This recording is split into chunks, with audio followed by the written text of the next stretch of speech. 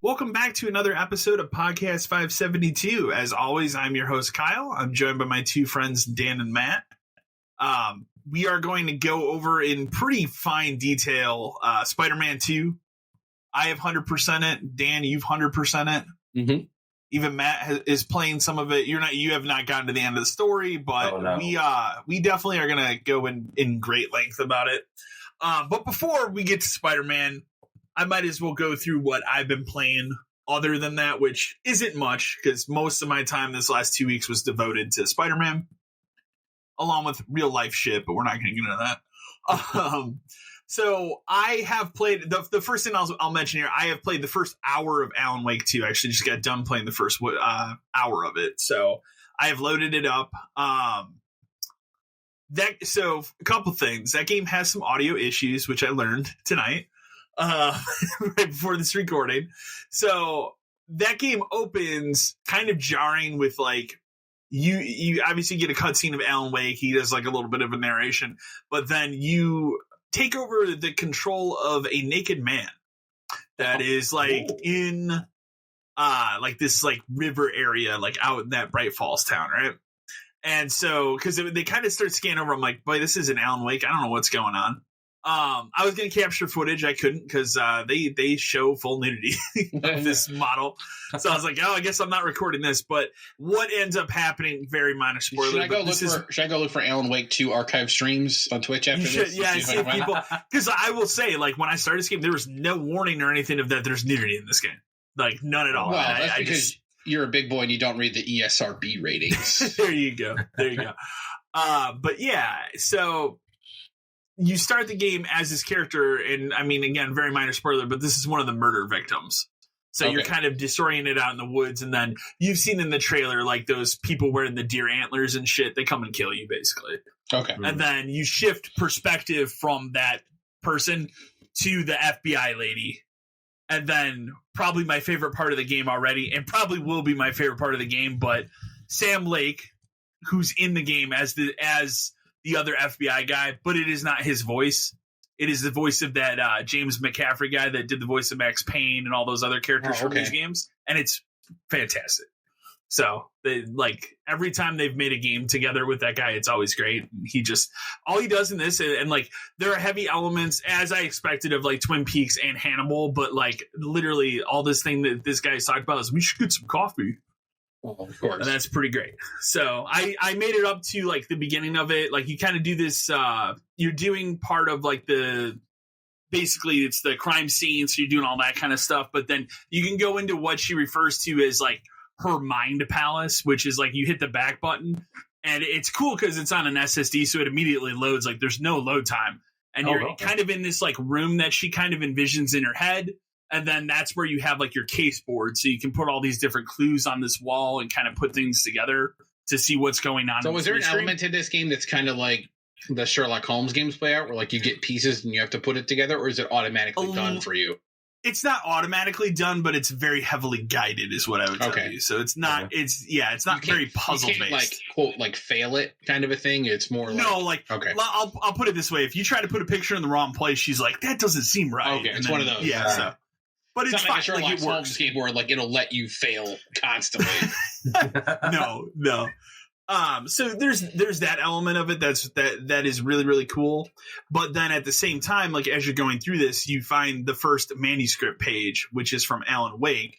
So you know the game's going to be weird like that because he's writing the story of these characters. Right. And they're starting to realize like something weird's going on here because they're realizing the story that this guy's writing. So I know it's going to be wacky. I've read a bunch of I haven't read any spoilers on the game, but I have read that it is a wild fucking game, like Control. So I'm very excited to dig more into it. But that's literally, I was like the first hour. So it looks tremendous. But the other thing that I had an issue with, and I had to look it up. So in that beginning part, when you wake up as the naked man, the sound all of a sudden was muffled for me. And I thought, oh, it makes sense. It's trying to simulate like this guy's waking like up disoriented kind of a exactly thing, Right. And so I played through that entire part with like this very muffled sound, and then I get to the next cutscene where these FBI people are talking, and it's still muffled. I'm like, something's wrong here. So I saved, went back in, and the sound was fine. I went and looked on Reddit. Sure enough, no, the game has some known audio issues that they're working on patching. So that is one thing I'll throw out there. Like, there's some audio issues in this game, but it didn't even just backing out and doing that. As long as it doesn't happen a bunch for me, it's not really like a game breaker for me. It's one of those things where it starts and then it gets progressively worse, and you have to put out. And all yeah, exactly. Yeah, the game looks phenomenal, like visually. Like they've pushed that engine that they use for Control somehow much further. God. So, but it does have performance and quality mode. I was playing on performance mode.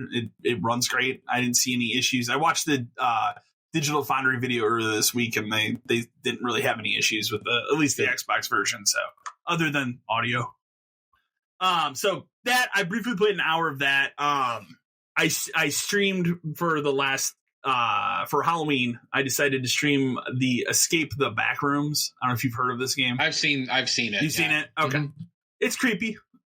Just because it had I did turn it down because it has that ambient noise you would expect from that kind of area. Sure. You can hear a vent in the background and stuff, and it was too loud. So I had to turn that down. But yeah, there's a creature that kind of follows you around. It has I believe it's up to 4-player co-op, and I think it'd be more fun with multiple people. It's not really a fantastic solo experience. Sure. Yeah.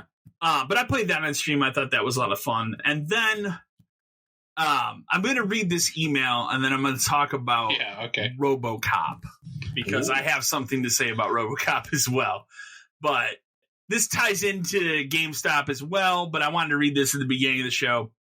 It comes to us from Barry from Stafford, Texas. Hey, guys, I have to rant on GameStop.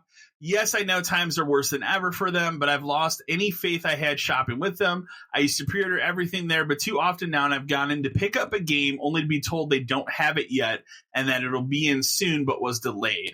This is on launch day.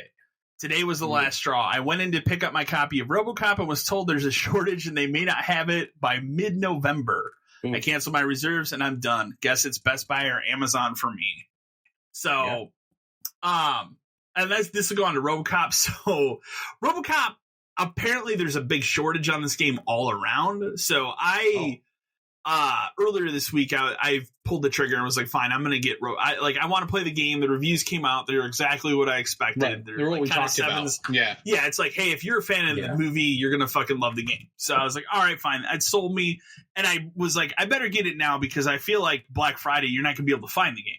And that was my thought process. Well, so my Best Buy order is still not shipped, and I got a message last night that basically says it's been delayed. You may get it by November 16th. If not, we'll cancel it at that point. So apparently it's a shortage everywhere. I'm going to see. I got to go to Walmart tomorrow. I'm going to see if they have any copies of this game randomly. If they do, I'll pick it up and just cancel my Best Buy reserve. But apparently RoboCop is pretty sought after.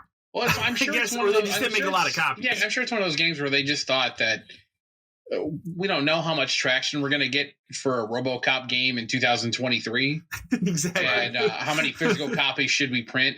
Especially, we talked about how Walmart's starting to is phasing out Xbox, and where are we going with all this? You can just buy the game. I know you don't want to for obvious reasons, but you could just get it digitally, and it's not a problem. I could, yeah. So, I did think about that, but this is one I actually really want to own. I don't know how many companies, especially for we talked about it, B tier games are concerned with actually making that many physical copies of stuff anymore, because they could sell, quote unquote, infinite copies of this online. But it is a bummer. It's because it makes you realize, like, for me, like, buying some of the weird RPG shit I like, or like exactly if they were ever to make a Digimon game again, like, I have to reserve it. I have to get it day one, or it disappears. Just because there isn't that big of a market for that stuff. And I mean, look at Alan Wake. You can't buy a physical copy. No, and that was the other that was kind of my other thing on this game specifically. It's like, all right, I just had to buy Alan Wake digitally. I kind of really want RoboCop as a physical copy. So, like, I would like to put that on my shelf. Yeah, it's like Baldur's Gate. Like, you can't buy a physical copy. In America. So, like, it's tough. It's tough to do that kind of stuff now, where even there's like some Switch games are going to start being like that, and it's a bummer. But when how many physical copies of this were they realistically going to sell? Exactly. Anyway, what did they think? When they were doing this, and then to be like, oh well, maybe we should cut now, it, right? Yeah. And now people are interested because the reviews are actually pretty decent. Like, it could have gone the wrong way. It easily could have. It could have been a 4 out of 10, but. So, and I think that's kind of what, brought a little bit more hype to it. And I'll be honest, like, they've been putting a lot of trailers and marketing into this game, like way more than that Terminator game these people made. Oh, so, yeah, I've heard a lot more about this. I've seen a lot of, like, commercials and like, trailers. Yeah, so, like, they definitely are marketing it heavily. So, but yeah, no, so we'll see. Like, I will eventually get RoboCop and play it. I mean, and the other thing is, like, I'm playing Alan Wake right now, so it's not like the end of the world or anything. Yeah. But it's a bummer. I would just like to get a physical copy. It's a bummer to get an email with a threat of, hey, if we don't get it by this point, we're just going to cancel it. Yeah, and like it has a hard date of like November 16th, and that's why I was like, all right. Because even companies like Amazon don't ever really like try to cancel anything if they can avoid it. They'll just constantly be like, hey, what do you think? You want to keep doing it? I still have a glitch on my Amazon account where it still technically tells me that I have that second, not Elder Scrolls, Elden Ring guide pre-ordered, even though that was canceled long ago because they decided, fuck it, we're not going to ship these. Yeah, but I cannot remove it from my account. It still shows that it's pending. It's like my GameStop account still says multiple things haven't even shipped yet, including stuff I've gotten from them. So I don't. Same here. Well, why don't you talk about the other things that you've played, and then we can talk about Spider-Man. Okay. Yeah. Yeah, I mean, I really haven't. Spider-Man took up most of the time just to get it to 100%. Other than that, I've been playing a lot more Honkai Star Rail just because that's like my.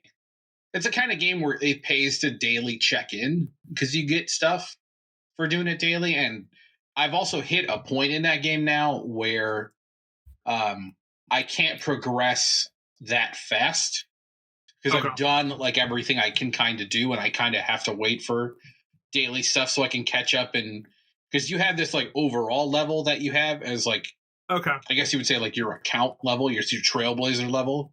Which that kind of determines when missions and stuff unlock. And I can't earn more stuff for that without doing like quests and stuff. So it's kind of a bummer because now I'm in the cycle of just get in, do the 2 or 3 things I can do, and then be done, which is fine. But there's not a ton once you've flew through the story like I did. To be fair, I did it pretty quick, but it's because it was good and I was actually interested in playing the game. So there's that. I did. Do you still have Mortal Kombat installed? I do. Are you going to try Omni-Man next week? I will, because they finally released. I kept it installed because they finally released the Titan Battle stuff which is one of the trophies that was like locked behind an arbitrarily timed event. It's basically how that works is a new plateau appears like in the invasions mode, like in the corner. Okay. And it's a fight against Baraka, and you have to basically beat him like 5 times in a row. So like you beat him the first time, and then it's interesting because he actually grows larger, and then you have to fight him again, and then he grows larger, and then he shrinks down, but he becomes more aggressive. And then it makes like there's these awful survival events in invasion mode too. It mixes a fight with a survival thing at the same time. Okay. Which the whole thing sounds like it would be difficult. It sounds like it'd be a clusterfuck just because it's meant to be like a test. Nah, man, you could cheese the shit out of it. Because I'm level 30 in invasion mode, which is the cap. So all I had to do was respec my character and dump every point into attack. Go to like the training plateau thing. Buy a pink potion in the game, which doubles your stats for the next match you play. Which that Baraka thing counts as one match, and then just go play it. And even if I get hit, it takes almost no health. Yeah, and it just all I had to do was uppercut. That's all I had to do. It was kind of a joke. So like, it's not a challenge. It's just, can you figure out how to cheese it? Yeah, it's pretty easy. Just a bummer. I'd rather have the crypt and that other stuff. I'd rather have the crypt and like the living towers, because those were at least fun. Again, we talked about how the game works, where the end of that game, we never really got into depth because like spoilers and stuff, but you fight different versions of everyone on that last chapter. It's like, really cool. Yeah. Like you fight, and it's not the same every time, which is what's also cool about it. Cause I did it a couple times just to see. That's why I think that's also why they have that trophy to do it twice. Exactly. So you'll see that. It's like you fight Ninja Mime at one point. Awesome. You fight like Sub-Zero, but he's also Scorpion, and Reptile, who's with Sendel power. Like it's nuts. They mash up everybody together. That's what Invasions mode should be. Yeah. So they don't have those mashups in Invasion at all? Not that I'm really even paying attention to, because that mode just blurs together. I'm sure every so often like that kind of comes up, but a lot of times it's just fight Kung Lao or fight this or fight 3 people in a row, or it's just so fucking boring by the time you're done with it. Do you think that they rushed it out? And that's why I can't tell. Because it just seems weird that they would not have all that other stuff and just live off of this mode. This mode seems like this was somebody's brilliant idea, and they pitched it, and somebody said, "Yeah, man, run with it." And this is what they came up with, and it's just awful. Yeah. Even a friend of mine who, when I told him like this mode sucks, he's like, "I just started, and I think it's pretty good." A couple days later, I get a text. This mode sucks. Yeah, it does. It's fucking terrible. And the only trophy I have left in that game is to the cameo master. You have to get 5 cameo characters at level 15. There is no good way to do it. I have played a lot. I have finished Invasions mode. I've done this Titan thing, all this other shit. I have 1.5. Oh, that sucks. It's terrible. So I could sit here and just grind this stuff out if I really felt like it. I really don't feel like it. I wouldn't want to. But the new Invasions mode hits in like a couple days, I think. It probably hits when Omni-Man comes out. So I told my buddy, I was like, you know what? I'm just gonna. It gives me a reason to play the second Invasion mode, I guess, to try to level these stupid characters up again. But it's not good. This game, it does not have a life past the original part of it. Whereas 11, I played a lot after it was over. I played a lot of 11 after because of the crypt and everything. The living towers and the crypt was fun. And this one, I played the story, which I enjoyed it, but I just bounced off of it with Loved it. Intent of I'll come back when all the characters are out. Yeah, and that's kind of what I feel like doing now. But we started. The reason I bring up Omni-Man is because we started watching that Invincible show last night, and then right after we watched like the first 2 episodes, I went on YouTube, and that was the first thing that came up was like Omni-Man's out next week, and so I was like, I need to watch this trailer. Well, and like he's done very well. It'll be cool to use him, but the problem they have with the way they roll out these DLC characters is they spread them out, and there's no new content other than the fact that you can play as him. So what am I going to do? Play as him for a couple matches? Yeah, no. I just feel like, wow, he was cool, and that's it. Like that's the bummer of this game. And no, I agree there. It's just the whole package is not the sum of its parts. It's exactly there are better pieces, and some of them can be left away. Other than that, I played more Fallout 76 because they finally did a week of the first stuff as like a free trial. Okay, yeah, okay. Which the only reason I hate myself because I'm considering signing up for this stupid thing because it gives you additional storage. Like I'm like level 50 something at this point, and I'm at a point now where you know how Fallout games are. You collect everything you can and you hold on to it forever because maybe I might need this stupid thing one day. Is that game crossplay now? No, like between they never did that. No, because Sony told them no. Because I looked it up. Oh yeah, you're to right. Verify why it wasn't. It was because Sony told them no way. Okay. So it just never became crossplay. But yeah, it's a bummer because I'm out of storage. So they did this first trial. I was like, oh, thank God. So I went and I built like the 2 specialty stash things you can do and moved everything over, because even when your trial goes away, you can still access those boxes. You just can't put anything in them anymore. So I just loaded them up with everything I possibly could. And I got like 400 pounds of storage back in my other thing, which is thank God. And then the only other thing I really played just as like a one-off for something different is I started playing some of that Hot Wheels game. Yeah, I the first one. Randomly. I have the first one because they gave it away for free at one point on Plus. It's pretty fun. It is exactly what it is. Cars are a little too floaty. It's also a little bit, yeah. It's also a little too difficult for my son, who's 5. He cannot. Like it shouldn't be, but he can play Mario Kart just fine. But the problem with this game is, like, when you go on jumps, you have to control the car in the air, and you can fuck that up pretty easy. Yeah, and then like getting back on the track is hard. You have to reset, so it's like it's frustrating for him because he can't do well. It's not easy. He can't do well in it.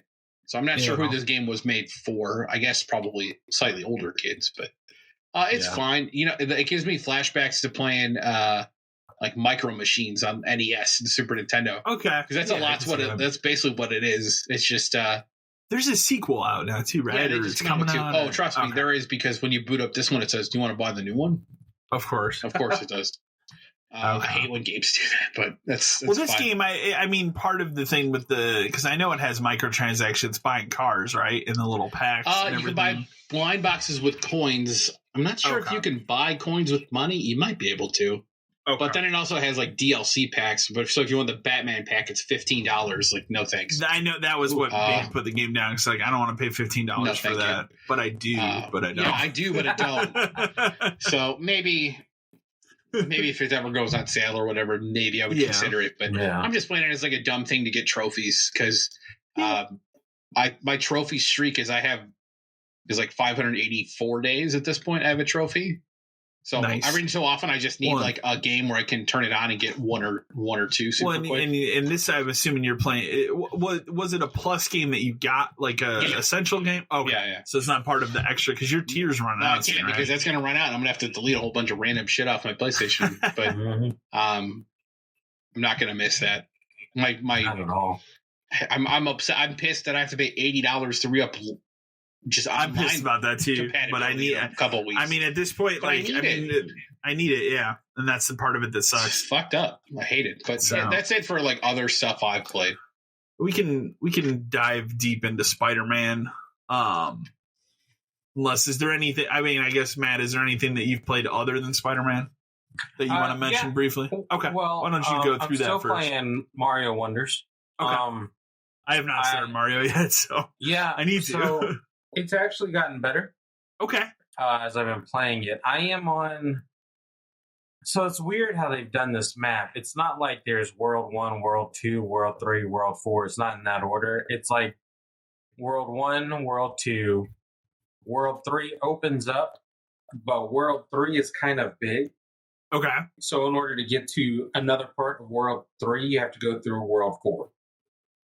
Oh, okay. So that's where I'm at right now. So, well, no, I take that back. So I went through World 4.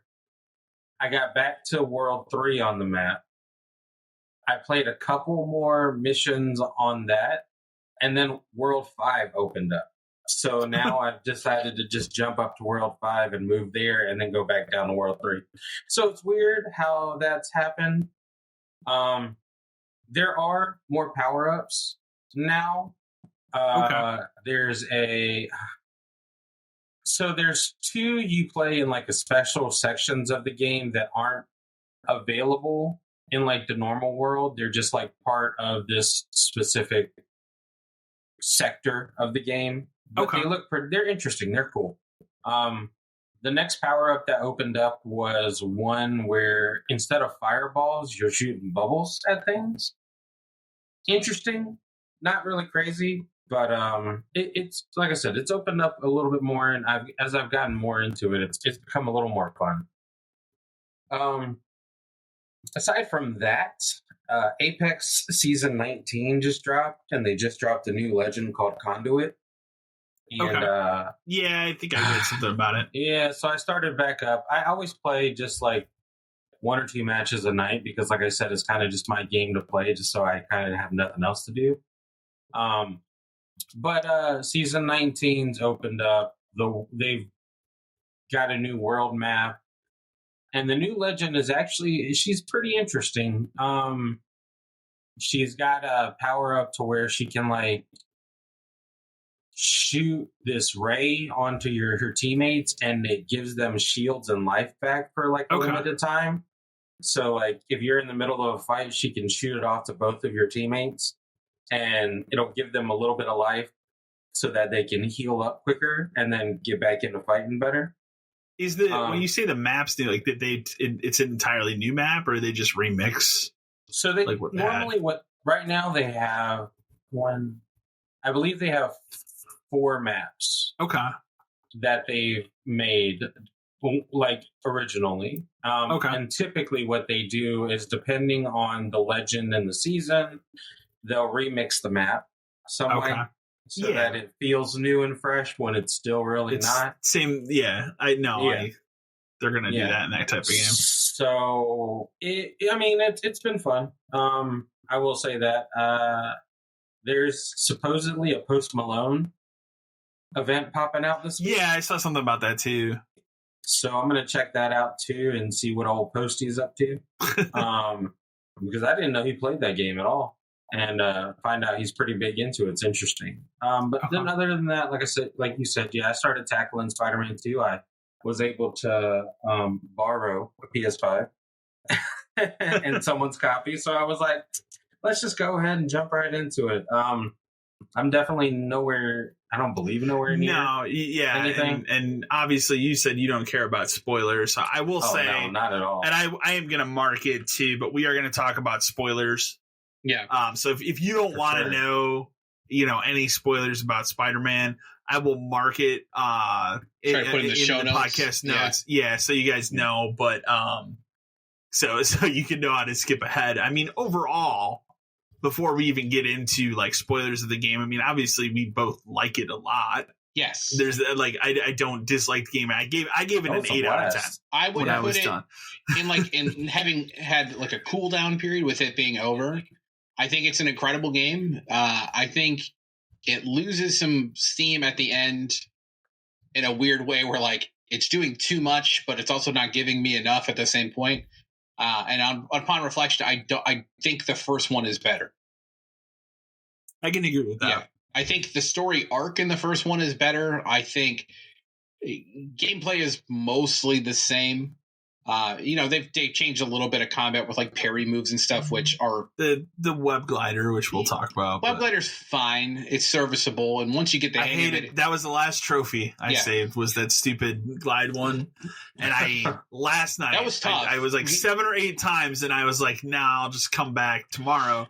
And then today I booted up. I was like, "If I don't get it today, I'll just wait till this DLC comes out, and I'll do it then." Did it in my first. You have to find the right line, and the right line, is over the water, which I didn't even think about. Like if you just cut for the water as soon as you can, there's that one draft which will eventually take you to a higher one, which just goes straight over everything. You have to aim it just right, because if you don't aim it right, like he will just kind of whiff and fall into the water. Yeah. And that was my problem. It's like I could make it all the way to the water to that point where you get to the second updraft, and then he'd just be like, "I'm done," and he'd hit the water. Hit that north one in the water, it's over. Like he just goes straight over. There. Yeah, you literally fly right there, and the trophy pops. But like getting out of the city to that was the most difficult part.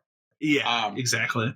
They become okay for traversal when you are in like really high spots, but like going through tiny areas sucks because he seems to have this like magnetic thing to walls and stuff sometimes where he just wants to hit the wall.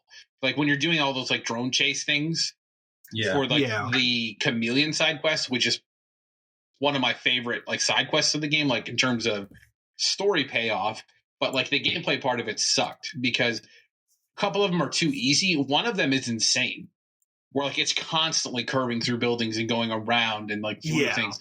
And it's just like, shit, I failed that one once because I couldn't quite catch up to it at the very end because it was one of those ones where like it's gonna leave, like fuck. But the payoff, like to get into like Chameleon's mansion and stuff, is incredible. I think the payoff, that is probably the best payoff of any of the side things. Yeah, like the side missions and stuff that you do. Well, because it's cool how it kind of like fills in, and if you don't know Spider-Man lore too much, you won't really understand I don't get it. All these people are the same person, and they all have the same DNA. Like, how is that possible?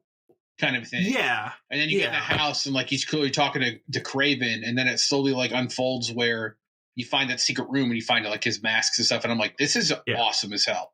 And then it's the Chameleon mask. They give you a ton of great backstory about Chameleon, especially since they don't talk about him in any other way. And for those that don't know, he's Craven's mentioned before that. His half brother, like in canon. Yeah, that's I text you asked like, is that legitimate or did they just make that up for this? That is real. And it's funny because Chameleon was actually the first Spider-Man villain ever. Like he's number one, and then Craven came later. And then I think in that awful new movie, he is in it, but I don't know. Do you think he is saved for DLC or the next game? I would, if I'm making content for these games, I would save him as a villain for 3 because I think there's fun stuff you could do with that. And if we're talking about 3, let's just jump to the end because fuck it. I've already hit the thing, so we're talking spoilers. Anyways, at this point, we'll jump to the end and we'll come back to other stuff. But so the mid-credits scene is here. Let's go back a little bit. Where the end of the game, it's basically you're fighting. Venom is like taking over the city, and you have to take down Venom.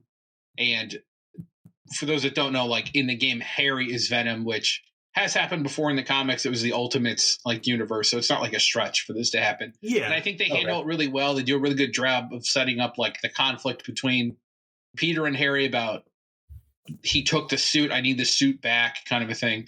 The only thing I think the voice performance, especially by the guy that voices Spider-Man, when he has the suit on.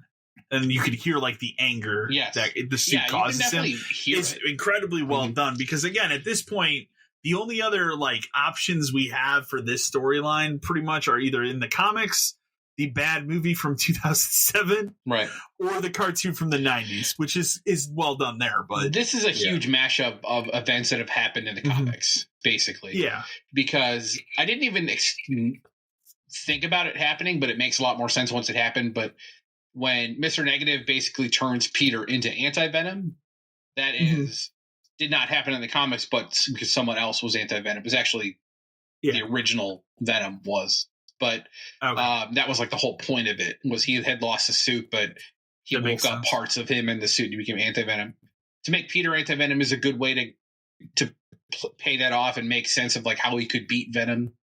Because otherwise it's towards the end of that game, like Venom is almost unstoppable levels of power. He kind of is. So, the only thing about it I did not like about how this ends is like Norman sees this happen. He sees that Harry is Venom. He sees that like things are going off the walls, and he literally asks Spider-Man not to kill him. Like, don't kill him. Save my son. All this kind of shit. And and you play through it and you finish the game. Obviously, you win. You essentially, you don't kill Venom, but like you get Venom off of him and like he captured again, kind of a thing. And this pisses Norman off. Norman is unbelievably pissed off that you saved his son from dying. Like we could have just killed him and it could have been over. We saved him. Exactly. I can't believe you did this to him. It's like, no, they did what you asked them to do. Yeah. Especially since you're so busy working on the alternate cure, which is clearly going to be the Goblin Serum. Because he makes like an comment about like the G stuff. Yeah. And so you're like, okay, finally we're building to that. And that's good because like if you're going to make a trilogy of games and you're going to close it, guess who should be the bad guy? It should be the Green guy. I agree. 100%. And then you get that mid-credit scene, which is brilliant because it's just him going to the raft and talking to Doc Ock and being like, you know who they are. He's like, yeah, so what? Like, he's like, fuck off. I'm not going to tell you. Because remember, from the first game, they hate each other.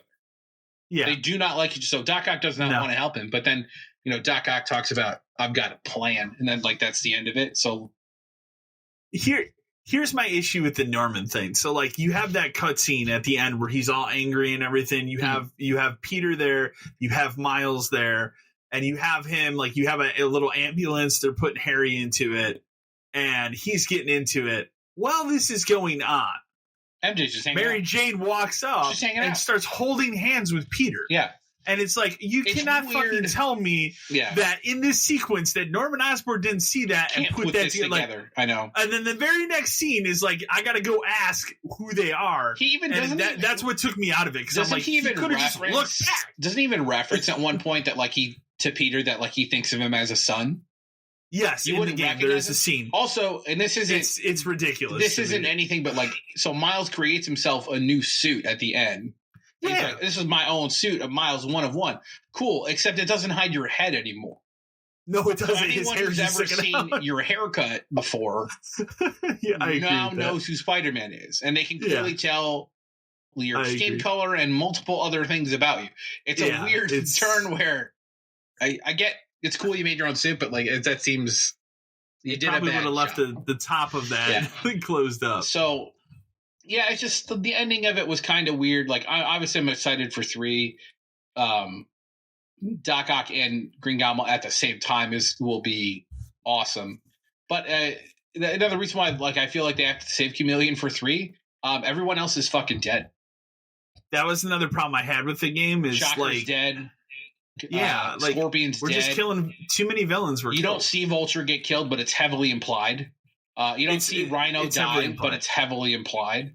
Craven is fucking murdered in front of you. But the Craven death is like, since I think I texted you after I saw that, where I was like, this is a T-rated game that many kids are going to play because it's Spider-Man. Yeah, it was pretty violent. So, and I mean, also in that sequence, he cuts out Venom's tongue, but I mean, it grows right back. But still, I was just kind of like, this is kind of rough for even a T-rated game. I will say, like, on the backside of that, for whatever reason, I think Miles Morales is handled better here than in his own game from a couple years ago. The character. Sure. I enjoyed playing as him more. Yeah, than I did in that game. Not that I dislike the Miles Morales game, but I think he was a better character here. What's nice about this is you get to see becoming Spider-Man, dealing with being Spider-Man, and like how that affects your life. You didn't get that in Spider-Man 1 because Peter had already been Spider-Man for years. So they kind of did the origin story with a different character this time, which was a good way to do it. Miles is they do a really good job of like, Peter has a huge chunk of the story. Miles has a huge chunk of the story. They both have individual things they're dealing with, and they both have like a conflict together. And I don't feel like either of them, like they wasted any time or they didn't give enough time to either character. I think they're both fleshed out really well. You're in control of them each, like for the right amount of time before it flips back to somebody else. I mean, you have a fight as Miles against Peter, which is pretty cool. It's a pretty cool part of the game. Yeah. Part of another problem with these games, though, like just now that we're talking about that, boss fights take entirely too long. The answer here was every boss fight just has more and more health bars. That was their answer. It's you'll finish one health bar and then they'll move to a slightly different area, and the mechanics might change. Because at one point you fight MJ as a symbiote, which a cool idea for one fight. Not for 3 Not of for them. 4. I think it was 3 health bars. Yeah, whatever. It's awful. Like Venom, the final Venom fight is like 6. It just keeps going. And it's just like you play part of it as Peter and part of it as Miles. One section as each person would have been enough. It feels like they tried to flesh this stuff out too much. Too much. Yeah. Okay. It's just it's a downer part of the game because I don't know. It gets boring fighting the same boss 3 health bars in a row. It does. But I mean, I enjoyed all the side content. Side content's fantastic. Mysterio like stuff the is actual great. missions. That stuff's really good. I enjoyed that whole storyline because it does, like, it's a little predictable, the twist that's going to happen there, but I think it still was very interesting what they do. It makes sense going into it. It makes sense going into it. Like, as you're playing through it, you're like, I don't necessarily think this is going to end. Because the whole spiel of it is that's like the battle arenas in the game. Because like Batman has those and whatever, and they give you different objectives, and they're fine. Instead of Scarecrow, it's Mysterio. Yeah, exactly. And instead of Taskmaster from the last one, it's Mysterio. Yeah. And they're cool little things, but each time you finish one, you get a little bit more of this like Mysterio story where he had went to prison, he got out, and now he's trying to like reform himself by making these like VR chamber things people can go in, but they go haywire and like trap people inside, and you actually fight Mysterio in there and stuff. It's a cool way to handle a Mysterio fight. Absolutely. within the context of like who Mysterio is and stuff. And then at the end, it like Cal said, it flips it on its head where it wasn't him doing it; it was his assistant. Like assistant, yeah, and they had captured him and stuff. And I thought that was cool though, because I'm like, you let him out, and you're kind of just like, hey man, everybody gets a second chance, and he's just kind of like, he walks off. So like he's still around. He can come back in 3. I wouldn't mind if he turned in 3 and he became a villain. That's fine. I would like that. Part of the thing about those I didn't like though is like you're forced to play as Miles. So yeah, I thought that was weird, especially considering who's a villain. Yeah, that it was all clearly Peter. I don't know why that was locked up in the first place. So they would have had a backstory. Yeah, and I would have liked to have him just be a Miles villain. Here was a little weird. Yeah, they make some weird choices with that, like gatekeeping stuff with who can do what. We should probably mention like the Mary Jane stuff in this game. So like you do play as her several times, but like their answer. So like in the first game you play, was it once or is it more than once in the original game? I think it was it's at least twice. But those are stealth missions. No, because there's one in Harry's apartment and then there's one against Tombstone. So there's at least 2. Okay, you're right. In this game, their response to like the backlash from the last one, just doing stealth, is they give her that taser gun thing. That is so fucking overpowered. Yeah. Like you wouldn't even need Spider-Man. No, all of these ridiculous villains, all of these like thugs require 10 punches from Spider-Man to go down. Not with this gun, man. A man with like much higher strength than a normal person. This gun takes them out in one shot. One hit. Like, so if I'm Spider-Man, why don't I just attach one of those guns to my fist and I just punch it dude one time? It's she ridiculous. Also takes a fucking arrow filled with like not like a poison or like a sedative or something, and isn't it like a hallucinogen or whatever? Not even. It's like a sedative. It's meant to like slow you down, and she takes it out of her body and throws it. She's like, "Ow, that hurt." Yeah. The game makes no sense at all, and that part of it. They came out later and were like, "We don't really care. It's fine if she's overpowered." What? At least make it believable. Those sequences are just they're annoying because they slow the game down. I think the thing I enjoyed the most were the app missions, the friendly neighborhood Spider-Man missions. Those are really good. Because they get into the character of Spider-Man way more, and it makes you realize, like, my favorite one was you have to follow this lady's grandpa around. Right. And you get, like, his backstory, but you have a moment where you sit with this dude and, like, listen to how he proposed to his wife years and years ago. And it's, like, one of those moments where it's just so true to the character of Spider-Man, because, like, Batman ain't sitting down to hear this guy's life story. Superman probably ain't sitting down. This guy's not doing it either. Yeah, but Spider-Man, like he was like more than happy to chill there. I think you can play as either one. I was Peter Parker at the time I did it, but I don't think it matters like which one you play as. Well, I also it's a cool moment. I like the one too. Like at one point you texted me because I was talking about those drone missions. Like, are those bird things back in this game? I was like, no, they're not here. But the character, but the guy is. Yeah, and his little mission was like he's cryptically talking about like, oh, I just like to sit here and, it's time for my birds to move on and all this kind of stuff. Yeah. You kind of get an idea of what's happening. And he wants you to like find a new home for his birds. You swing all the way out there and you do it. And you tell him like, hey man, I did it. And then all of a sudden he's not answering anymore. And then you go all the way back and he dies. And that guy dies. Yeah. And, it's kind of absurd. And it's just like, that was like that guy's final farewell. And there's really good, like many poignant stories that are like, kind of that are really well written. They do a lot of really good stuff with like Miles and like his bomb and like the culture of Harlem and all that kind of stuff. Like the little music missions and stuff where you track down the cars and all that stuff. Even though the suit you unlock after you finish that is ridiculous. The suits in this game are wildly disappointing. My favorite ones ended up being just like the Kraven and the Mysterio suits, just because I thought they looked cool. The mysterious suit's cool. Yeah. That's one of the last ones. Overall, Kraven's handled pretty well. They could have given you more about his motivations. They really don't. It's just kind of like he wants to come hunt superheroes or villains, I guess. They don't really go into it that much. It's kind of weird. They go into done really well. He's cool.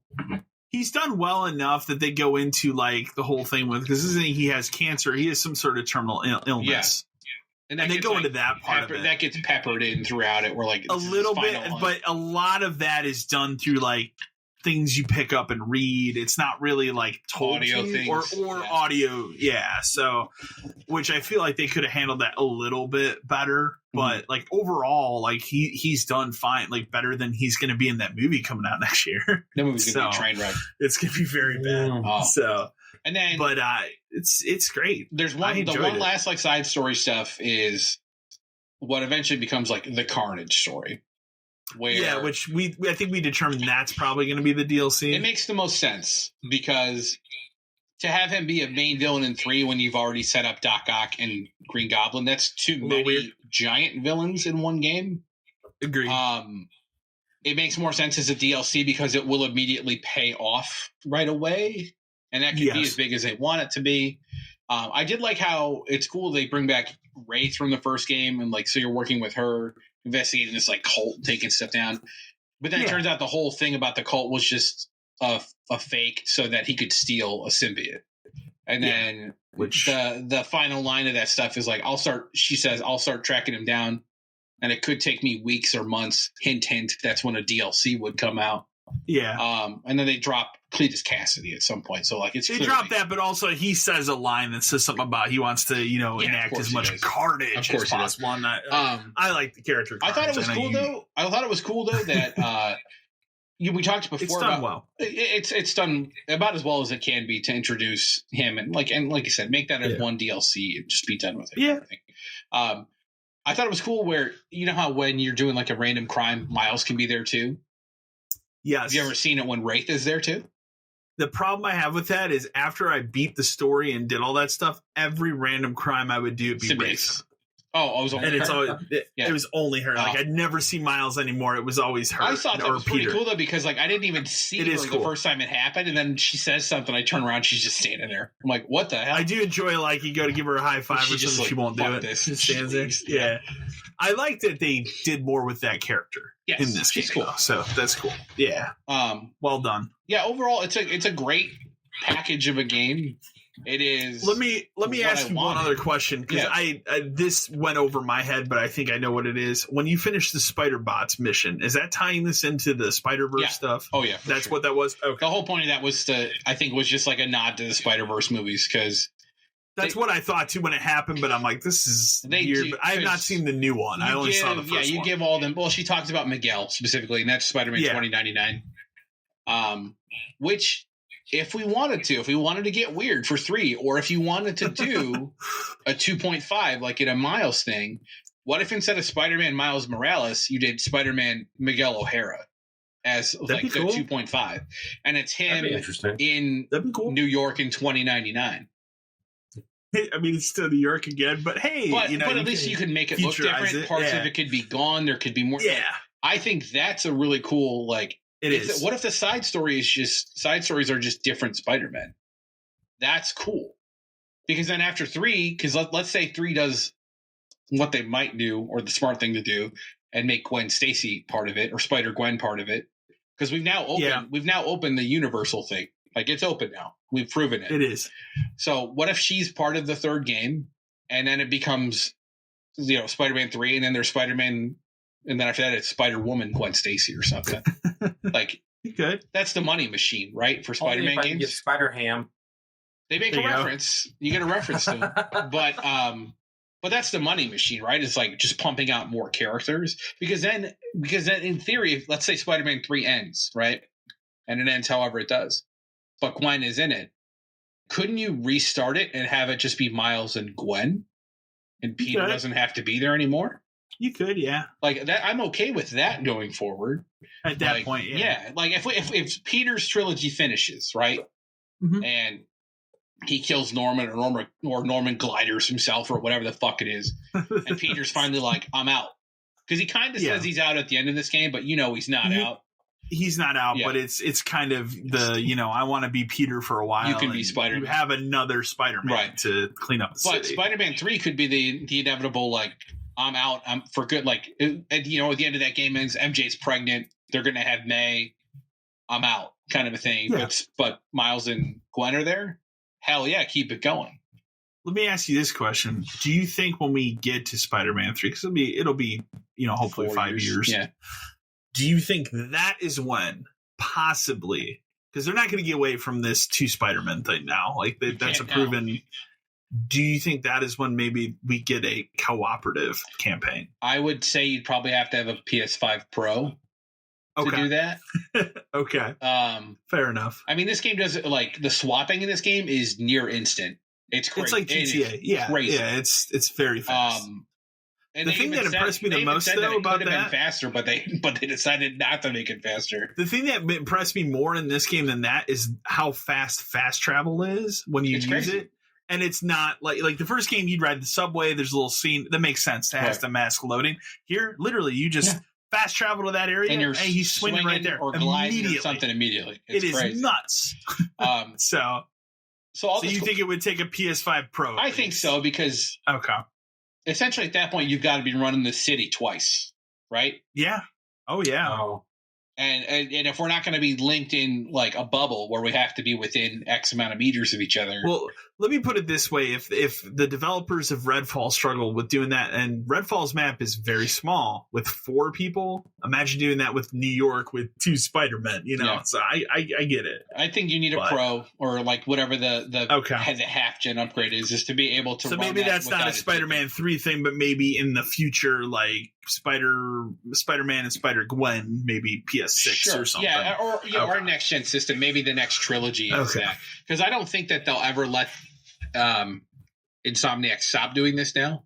Because it's clearly like a marquee franchise for now. I am excited for Wolverine. Wolverine's next, and I am too. And they've confirmed it's in the same universe, so could get some crossover, which could be cool.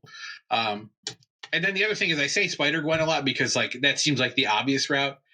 They did, I explained it to you after, but they do a super deep cut at the end of the credits. I'd ask you because there's a runner throughout the game where like Miles' mom was like, "I'm dating somebody," and it's like, "Oh, I just missed him." Oh, blah blah blah. And I thought it would.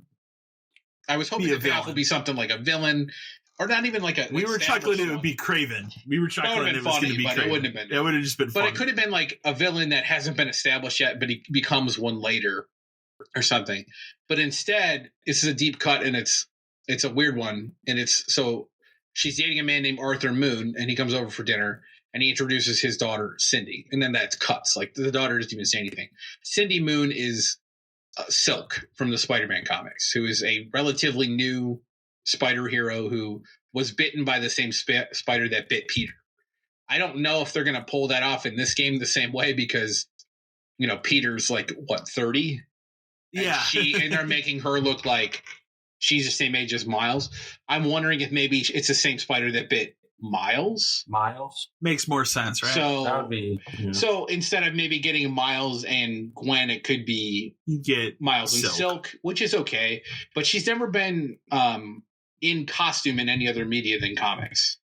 Okay. Other than like, I think she's in like one handheld video game or something like that, but she did. I've heard of the character. Cindy Moon was technically in the Spider-Man, the new Holland Spider-Man movies. She was one of the members of his like quiz team, but obviously, they never played.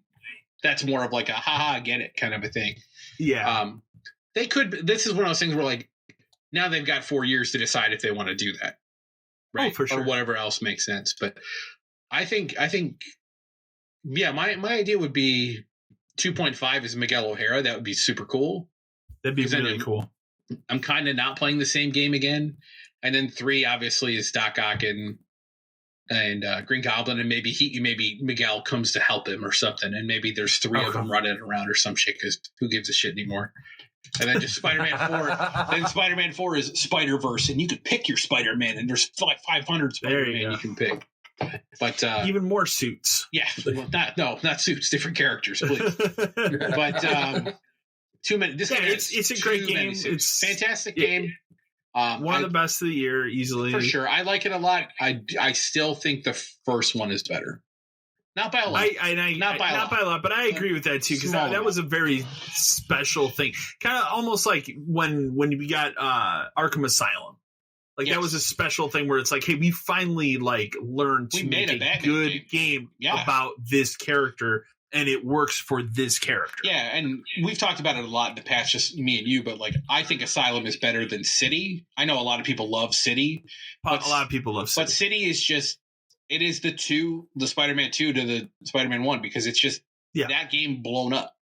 It is. With like more stuff. And I think Asylum worked better because it was focused. Like it was a Metroid game is basically what that game is. It is. But, yeah, no, it very much is. But yeah, so I like the game a lot. Is it my favorite game of the year? We'll find out in a month and a half when we do game of the year. I can tell. I would tell you. For me, Starfield is still the game to beat. But I'll reserve judgment till a month and a half from now.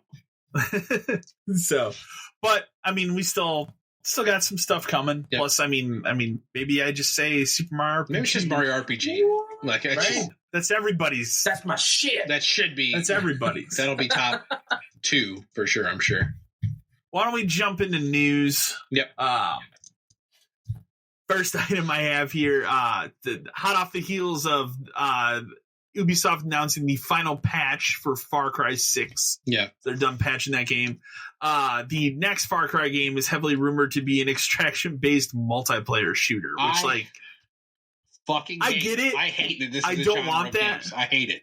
I don't want that, but at the same time, like, we need to do something different with Far Cry.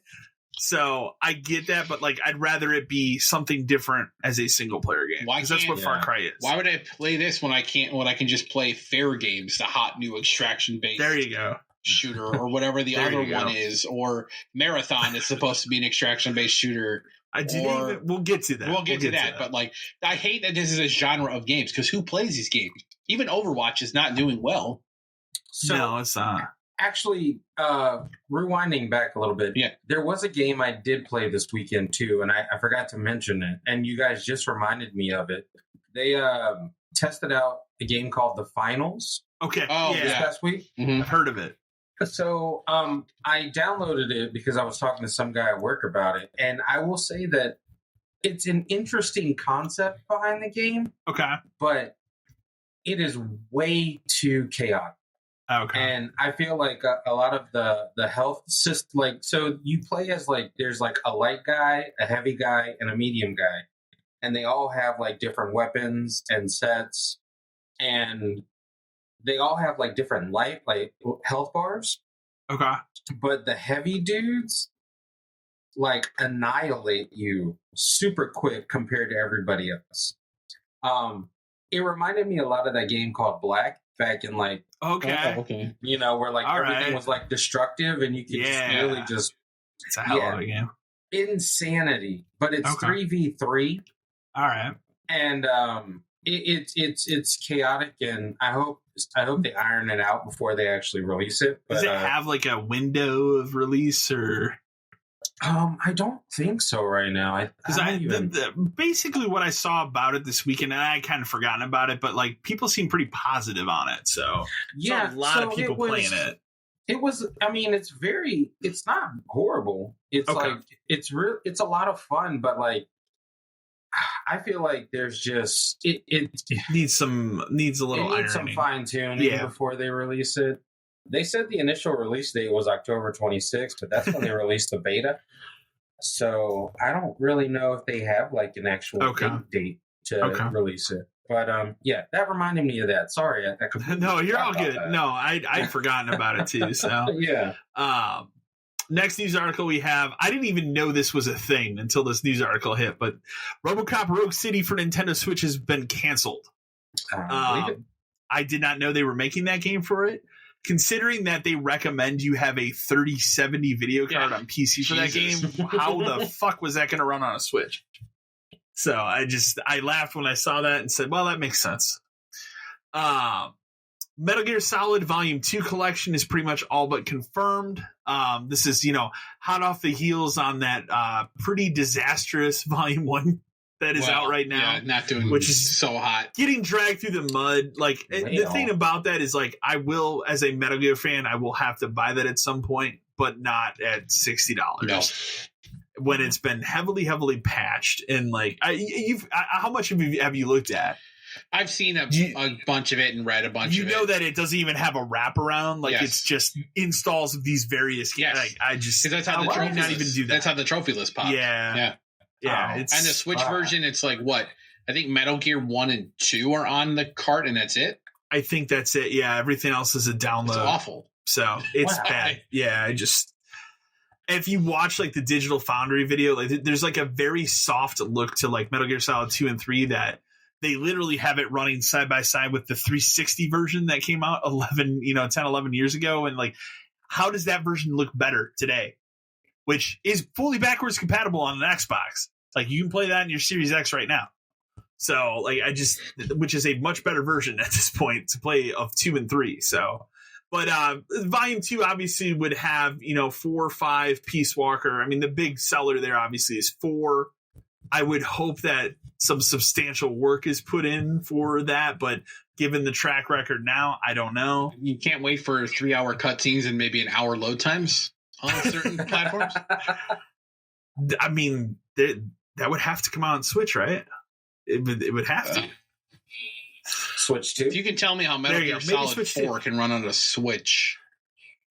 Apparently Metal Gear Solid 1, 2, and 3 can't run very well on a Switch. So, like, I don't know. It'll have load time similar to that Monopoly Switch game. Remember that? I remember 20 that. 20 minutes for Monopoly? Oof. I don't know if you saw this, but the PS5 Slim's optional disk drive needs to connect to the internet to pair it with the console. I saw it, which has a bunch of people pissed. For like a minute, I thought, "Damn, that's stupid." And then I thought, if your PS5 isn't connected to the internet in the first place, what are you doing?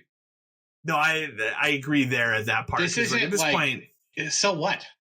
It's not 2005. No, like what are you talking about?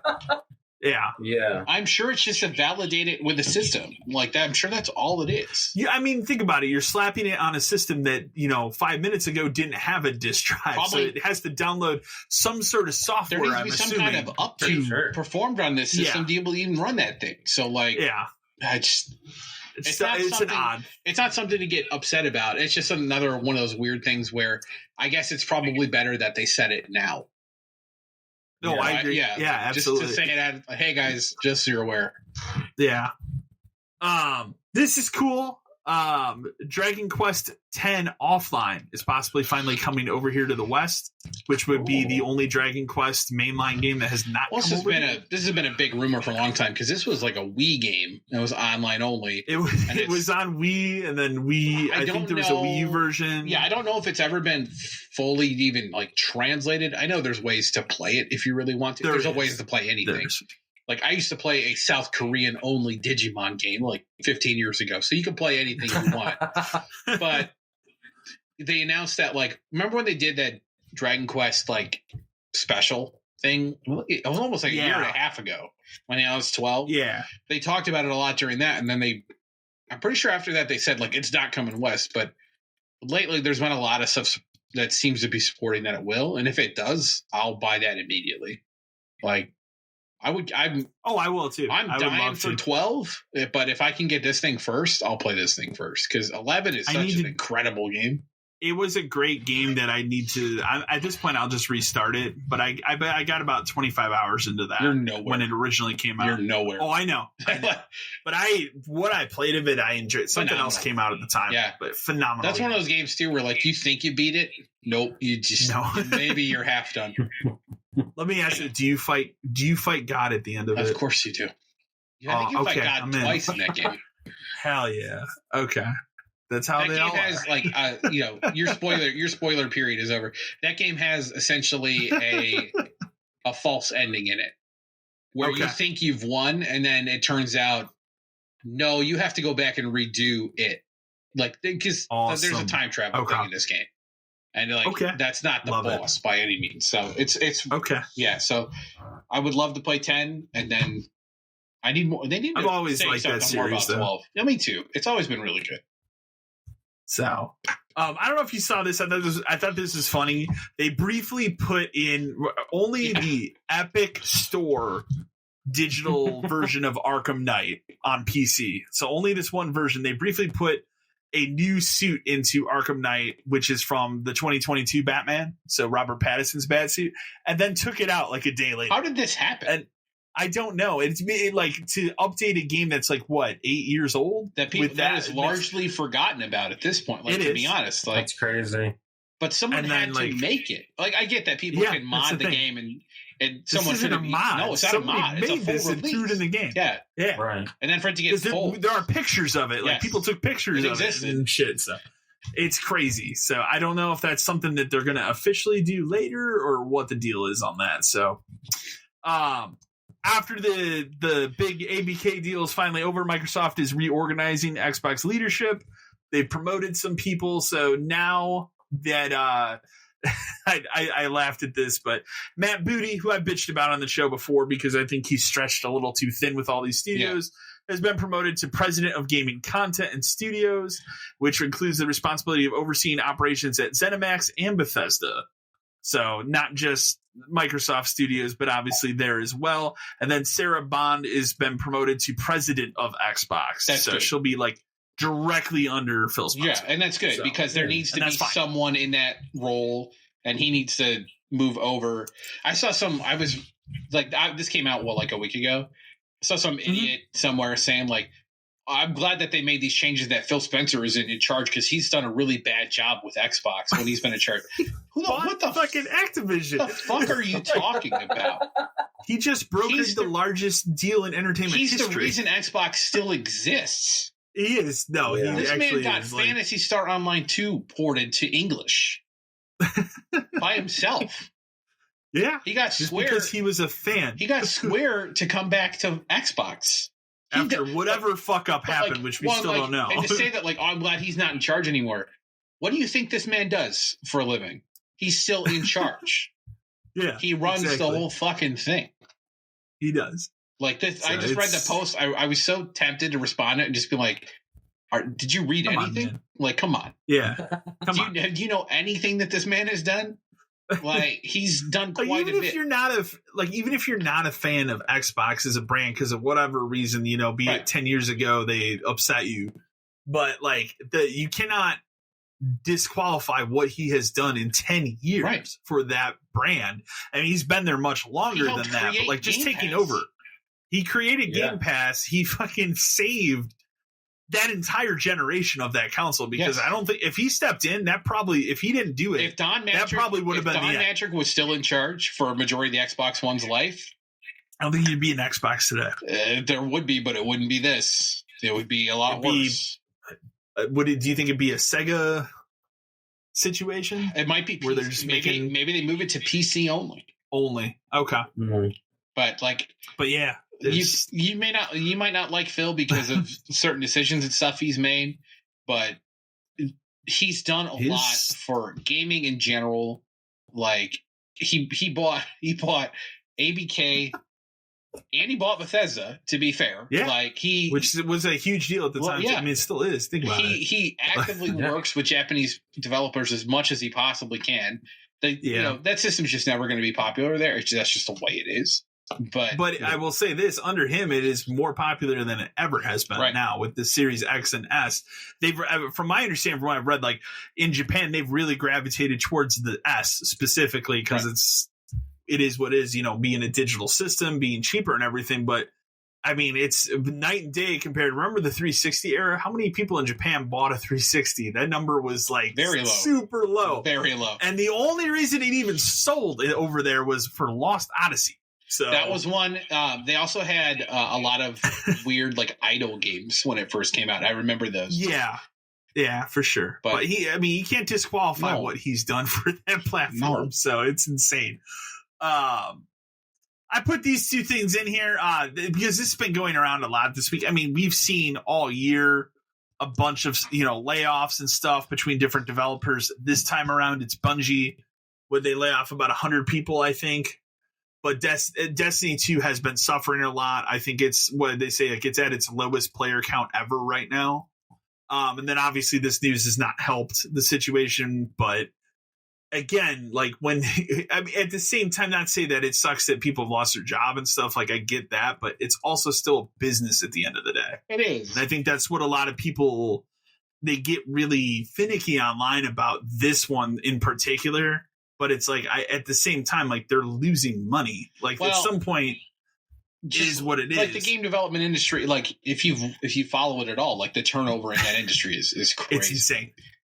It's insane. I think this one's more upsetting because Sony went out there and they made a business move and they bought Bungie. Like, we're going to do this. Yeah. We're going to make games as a service a big part of our catalog, and their big flagship one now is failing. Mainly because it's still Destiny 2. Like, they keep changing it and adding all this. Like, how we not announced the Destiny 3? That's what I'm saying. Like, that's if what I don't you want to get people back to playing Destiny, reset it. Fuck it. It's Destiny 3. And we're going to it Destiny. Now, I don't think you can at this point, just because that would get too messed up because it's a games as a service thing. But get away from Destiny 2 expansion 14 or whatever they're on. They need to be able to bring people on now. Yes. In an easy way, because they don't have that right now. I look at that, and even people I know that are huge fans of Destiny 2 have dumped a lot of time at this point. Are like, I don't know how a new player would want to even jump into this. You can't. It's impossible. It's impossible to get into it now. And that's the thing that is. I thought about it for a good while too. I was. I have. There have been multiple times. Like, Destiny 1, I like Destiny. Yeah. Yeah, I had a lot of we used to play it all the time, and then Destiny 2 popped off, and I wasn't interested. But then it peaked. And I was like, maybe, but then I realized it's no, I just can't do it. The thing about Destiny is like much. The thing about Destiny is it is technically wise like a fantastic game. Like, they know how to make video games. Like the gunplay, the gunplay is the best in that game than like anything else. They're responsible for the Halo games I actually like. I talk about like I hate this genre of game, but like Marathon at least is intriguing to me because I know it will play well. Yeah, but you can't ride games as a service is a tough thing to ride, especially when like you're not charging monthly for it, like an MMO or something does. Sony paid a lot of money and it's not coming back. The only thing Bungie's done for them is tell them, hey, this Last of Us game kind of sucks.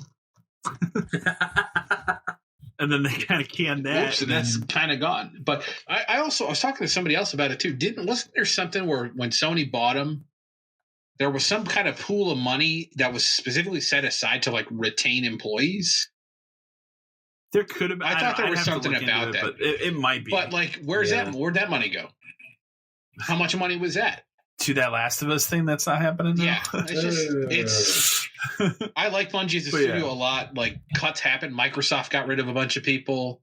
Like, everybody gets rid of people. It happens. The industry, like gaming industry specifically this year's really had a lot of cuts and stuff. Yeah. Well, and they talk about like, Microsoft bought Activision. That's only bad because it consolidates. Like, new game studios pop up constantly. Yeah, like they do. all the time. And then those people break off and make a new one. And like, the guy you liked at one studio, now he works somewhere else. It's just, that's been happening forever. That's been happening since like the Nintendo. That's how this industry has worked. That's happened from like the Nintendo 64, PS2 days. Remember, Time Splitters was good because it was made by the guys who made Goldeneye. That decided they want to go off and make their own studio. Free Radical. Yeah. So like, it's always kind of happened. You kind of have to follow. It's a weird like comparison, but like you follow like the way I followed comics for a long time. It was like you follow the people you like and do the stuff that they do. I was going to use wrestlers as an example, but I mean, this Bungie stuff sucks, but it's I read that they fire people and I go, oh yeah, okay, I'm not surprised. It's business. Yep. But, this I thought was cool. I thought you especially like it, Dan. This old Daredevil game that surfaced online. PS2 era. Yeah. 2004's Daredevil, The Man Without Fear. I assume this would have been trying to tie it into the movie. It was, because there was a Game Boy Advance version of it too. Okay. It's based on the Frank Miller comic of the same name, Daredevil, The Man Without Fear. Was in development for PS2 at 5,000 Foot Studios. That's a great name for a studio. But ultimately canceled due to Marvel's refusal to approve the game. Allegedly, recommendations Sony made steered the project too far from the original concept the developer had sold the licensor on. Yeah. But yeah, apparently, I think was it a YouTube? No, the Hidden Palace, which is a community dedicated to the preservation of rare and retro games, has now published a playable prototype I think it was like somebody who worked on it or something sent it to him or something, wasn't it? Yeah, that's cool as hell. So, which is cool. I would have loved to. It's always cool when that stuff gets unearthed. Yes, like games that we find stuff. Somebody finds a development system. I bought this. Oh wow, look at this! I bought this Dreamcast at a garage sale and had this weird disc in it. Like that's the kind of stuff I love. But it's I would have loved. Always good. Well, and speaking of Daredevil, they had that. There was that little Spider-Man thing where they found the building, but the plaque was gone. And then they even asked one of the developers, like, "What's that mean?" He's like, "Oh, that's interesting, dude." And then they patched the game today, and the plaque's just back. Yeah. Oh, never mind. Some people were thinking like it would be like a DLC thing, but yeah, I think that's too much to cram in a DLC. I think we might have even talked about that for like 1 or whatever. But I would love to see, like, obviously we're making a Wolverine game, make a Daredevil game too. I would love that. Yeah, that'd be nice. Well, after 6 weeks since it's been out now, Payday 3 has finally got its first patch. Jesus Christ. I do not know if people generally like it. I know at one point Payday 2 on Steam had more concurrent players than Payday 3, which made me laugh. Well, it's because everybody tried out Payday 3 and went, this sucks, and went back to Payday 2. But that patch is out there. I'm interested to see if the game's more playable now. This is why I put it in here, because it's news about something we haven't heard news on in a while, but it's also kind of a no-brainer. Yeah. But the James Bond game, which is being developed by IO Interactive, will be a much more scripted game than Hitman. That's kind of a no-brainer, though, right? Yeah, I would hope so. I still think you'll maybe get like Hitman type stealth environments, maybe, where like it's not necessarily like an old James Bond game, like Agent Under Fire, or even like Quantum of Solace, where like you're playing through a level, or maybe it's a mixture of like you do that, but then there's also like you can choose like how you get into this building and like an Assassin's Creed type thing or something, Yeah, I could see that. I mean, I am super like that is the perfect studio to make a James Bond game. It's and when they can take all the time they need. Yeah, yes, we need James Bond content, and it's been a while, right, since they announced that. Years. But again, take all the time you need. I don't whatever need you want right now. Like, it's clearly going to be a while until we get whatever the next iteration of James Bond is, anyways. Movie wise, I read something like a couple weeks ago where they said they haven't even decided like what they're doing. With that. They don't even know what direction they want to take it right now. Because like the thing about that, the movie franchise now is like we're just in reboot mode, which is fine. That's what'll happen. It's fine. It's been long enough where we can just restart it. That's fine. But that's. I mean, that works for me. you pretty much know that this game is going to be good out the gate. It's just how it's going to play and stuff. I'm excited. I threw this in here. My game of the year last year, Vampire Survivors, is getting a story mode for free coming in the next 1.8 update. They're called Adventures. Adventures are self-contained miniature story modes that remix the game's content, following the Survivors cast on a series of wacky side quests.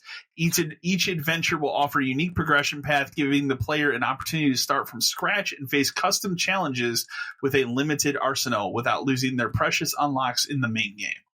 So, sounds cool. They do not have a release date for this update yet, but it said this will be coming soon.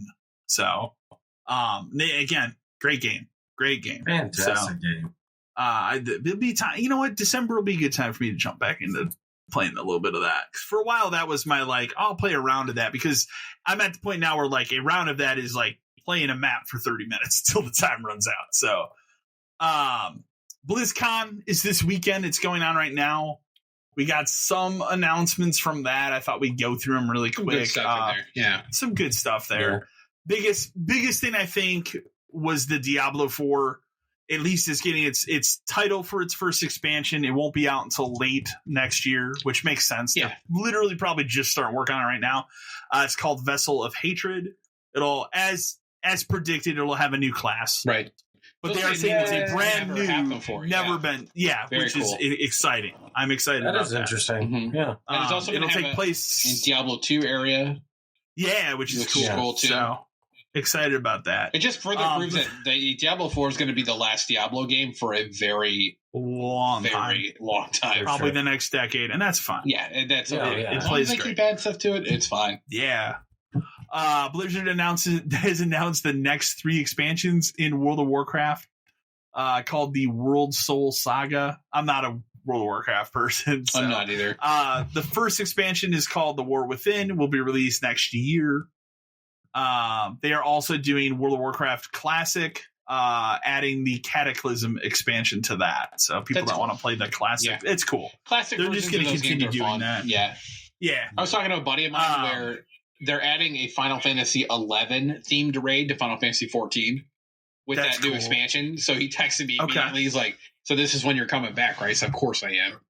But I told him, I said, what I'd really like for them to do is, Final Fantasy 11 is somehow still kicking. I don't get it. But release a Final Fantasy 11 Classic and I'm in.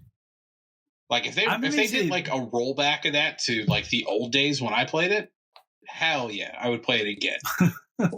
That game was hard as shit when I played it in the beginning. At this point, you get that working on a PS5.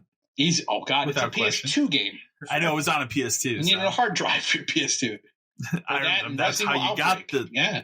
I was gonna say, I'm pretty sure that's how you got the hard. The only way to buy the hard drive separately. No, after a while. No? But in the beginning, it was like you had to buy that pack. And remember, it only took certain ones. How big was that hard drive? Oh God, I have it somewhere. It was probably. Gosh. Oh, okay. I'm gonna have to look it up while you talk about the next thing. But I need to know. I would say it's probably like so small. 20 gigs, right? No, I would 20 meg. But we're talking megabytes at that point. There's no way to be a gig. 2004, 3, 4, yeah. 4 probably. It was definitely long. I was at Game Crazy, and I remember using it for that. I remember seeing it all the time in the store. 40 gig. 40 gig. Okay. Yeah. Impressive. But that didn't mean a lot because by the time 11 was done, like there were expansions for that. That was your hard drive. I literally put Final Fantasy, or not Final Fantasy, Resident Evil Outbreak you could install to that. But that was actually not a good idea because if you did that, you could only play that online with other people who had it installed. And that's interesting. That wasn't very many people. No, because not a lot of people would do that. Not a lot of crossover between those games. Yeah. Yeah. Overwatch 2, they announced their next hero is, I think, how do you pronounce that? Maga?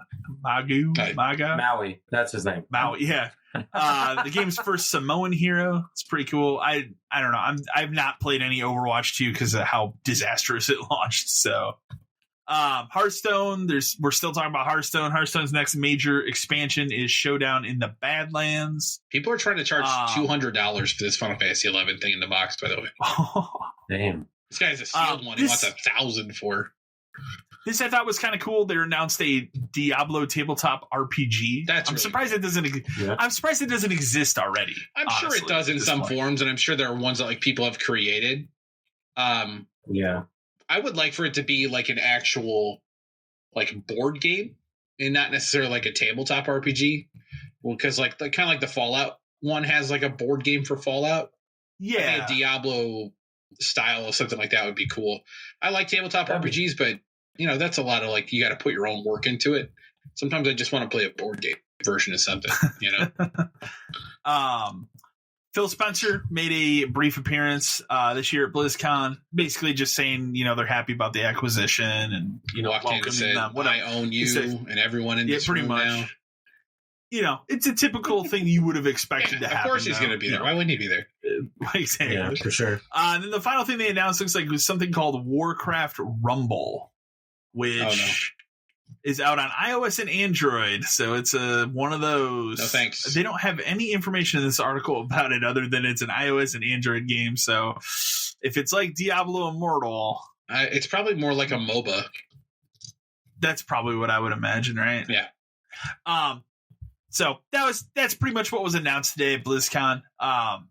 Final news article I put in here because I saw it the other day and I thought to myself, how long is it going to take before this is changed within the same day? Yep. Pretty much.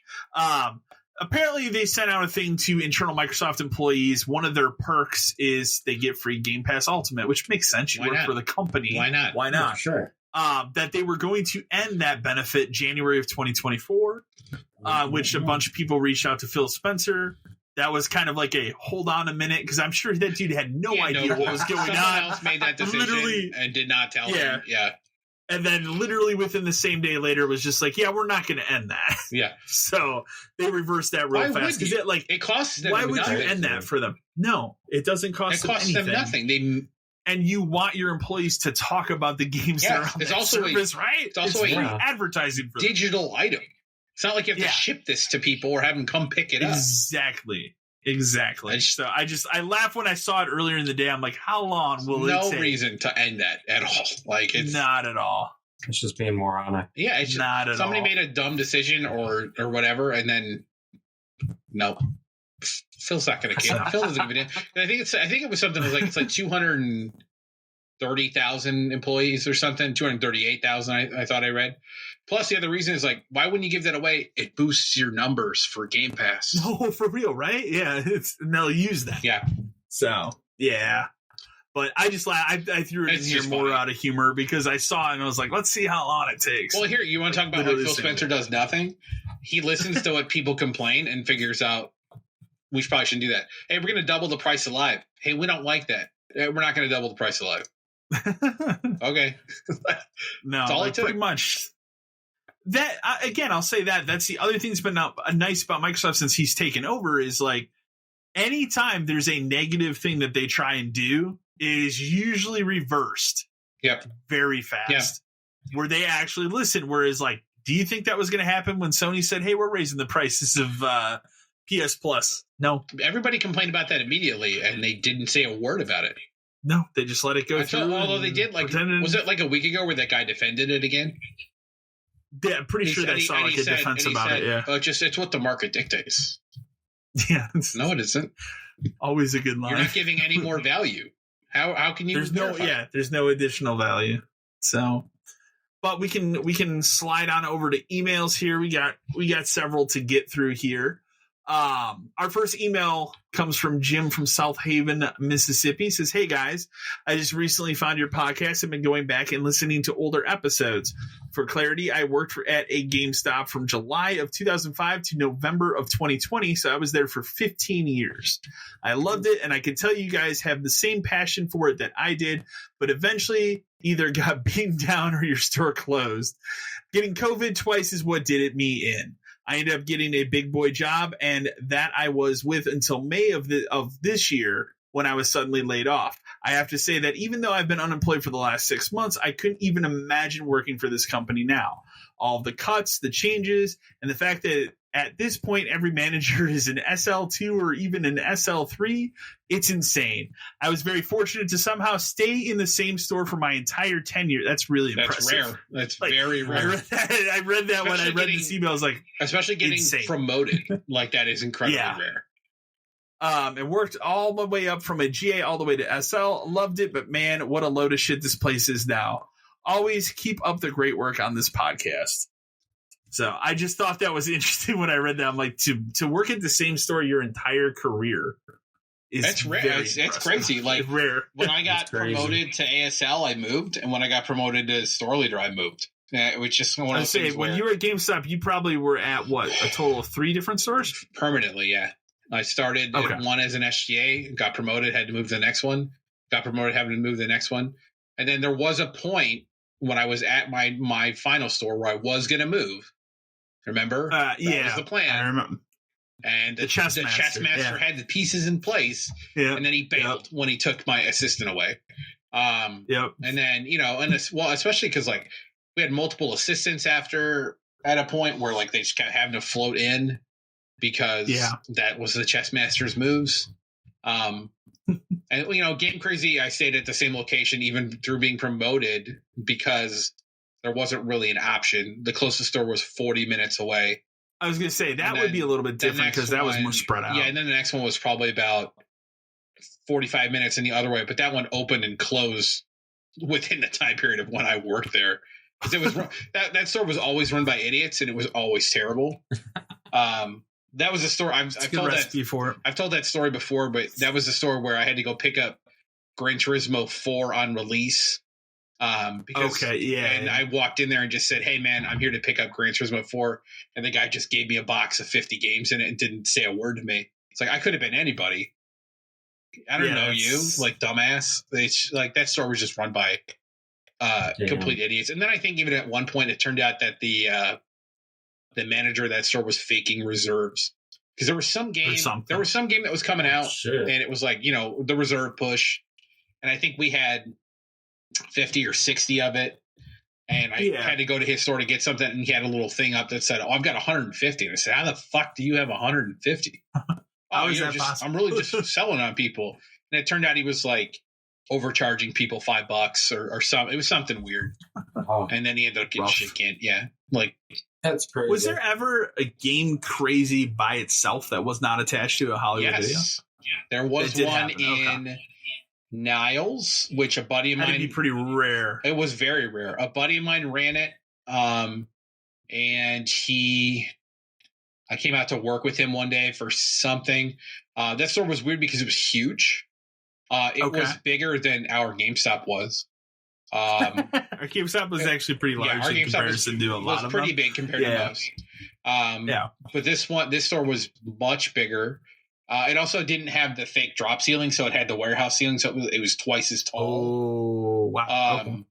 And when they built it, they literally ran the slat wall in one behind the counter all the way to the ceiling. It's so stupid. Because it was like 15 feet up there. It was in a really shitty location. Like you couldn't turn left to get into it, so you had to go down and pull a U-turn at the intersection to get in. Okay. You couldn't turn left coming out of it. It was weird. It didn't exist very long. It was only there for maybe a couple years. And then it was just like, we're not doing these anymore. Because that was in the weird part of time where Game Crazy tried to be its own thing. They were like, we're gonna break off from Hollywood Video. To Hollywood. Yeah. And turned out like not that this company was long for the world, but that was a huge mistake. Because the selling point is we were inside Hollywood Videos, which was the second largest rental chain in the country at the time. Yeah. And, the point of it was you got flow through traffic. And again, like there was a lot of things that we could have done better as a company. I should have done game rentals and not Hollywood and all that other shit. But that would have made a lot more sense. It just would have fit the fucking store. It was the whole point of the store. Yeah, our systems weren't even the same, like our POS systems. Like, what the fuck are you doing? That seems wild. So stupid. So there were a couple. I think there were probably more out where they first came from, out west, like in Vegas and stuff. But that was the only one around here, and it was very weird store. Okay, interesting. Yeah. Next email we have comes from Ryan from Albany, New York. It says, "Hey guys, I love that you've been doing a lot of movie reviews lately, but I'm curious what your thoughts are on all the scuttle going on with Disney, Marvel, and the MCU. With everything from the rumored change out of Kane to Doctor Doom to even bringing back the original Avengers team for another movie. Do you think that they can salvage this, or do you think that we are seeing the end of comic book movies as we know them? Also, do you really believe the early reports that the Marvels will flop harder than The Flash? That just seems unrealistic to me." So where do you want to start? You want to do the Marvels thing quick and then do the rest of it? I'll give you my prediction on the Marvels. It does better than The Flash. I don't know. But at the same time, it has the largest drop off to a second weekend of any Marvel movie ever. I think that movie comes out. Yeah. I think it beats Flash, not by much, but I think it beats Flash because that's the thing people need to remember. Like, you still have the people hanging on. There are still people that hang on to the MCU and they still go and see every movie. DC didn't fucking have that. Yeah, okay? No, it didn't. There are DC people that bounce the fuck off of that as quick as possible. Okay. I was one of the rare exceptions where I think you dragged me along to most of it. Except for Blue Beetle. I did not see Blue Beetle. I still have not seen Blue Beetle. Arguably, you said that was pretty good. It's one of the better ones. I like it. It's one of the better ones for sure. It's better than Flash by a mile. Well, that's hard. No babies in microwaves in Blue Beetle. I think, as far as the Marvels go, I think it will be a massive flop. I mean, again, I read the other day, from my understanding, it costs $300 million plus. And in order to break even, like marketing and everything, with marketing, reshoots, they have reshot this movie 4 times. Yes, this movie started as Captain Marvel 2, and then they were mandated, "No, you got to throw these other characters in to this movie." Probably a smarter idea, though, like to do that. Honestly, yeah. But in order for it to break even, it needs to make $450 million. Well, over that. Can I give you a theory about why that might happen? It could happen. and it's China. Other and countries? It's China. And it's But this movie also is not called The Marvels. No. In China. No. It's called Captain Marvel 2. Yes, because if I remember right, I think Captain Marvel did well over there. And it did. The other thing this also has going for it is like Asian countries in general, because like Kamala is in it. So you get that market as well. And like she's gonna be, it looks like she's a huge part of it. Like I think they're trying to give all three of them equal. It seems like billing, which makes sense. Does seem like it that. Should be that. That's fine. So I think there's a chance, but I would agree with you that I think it will. The second we drop off will be terrible. I think domestically it will do worse than The Flash. Maybe not by much, but The Flash at least is an established name, right? True. Captain Marvel had her own movie. She was kind of in an Avengers movie, and that's about it.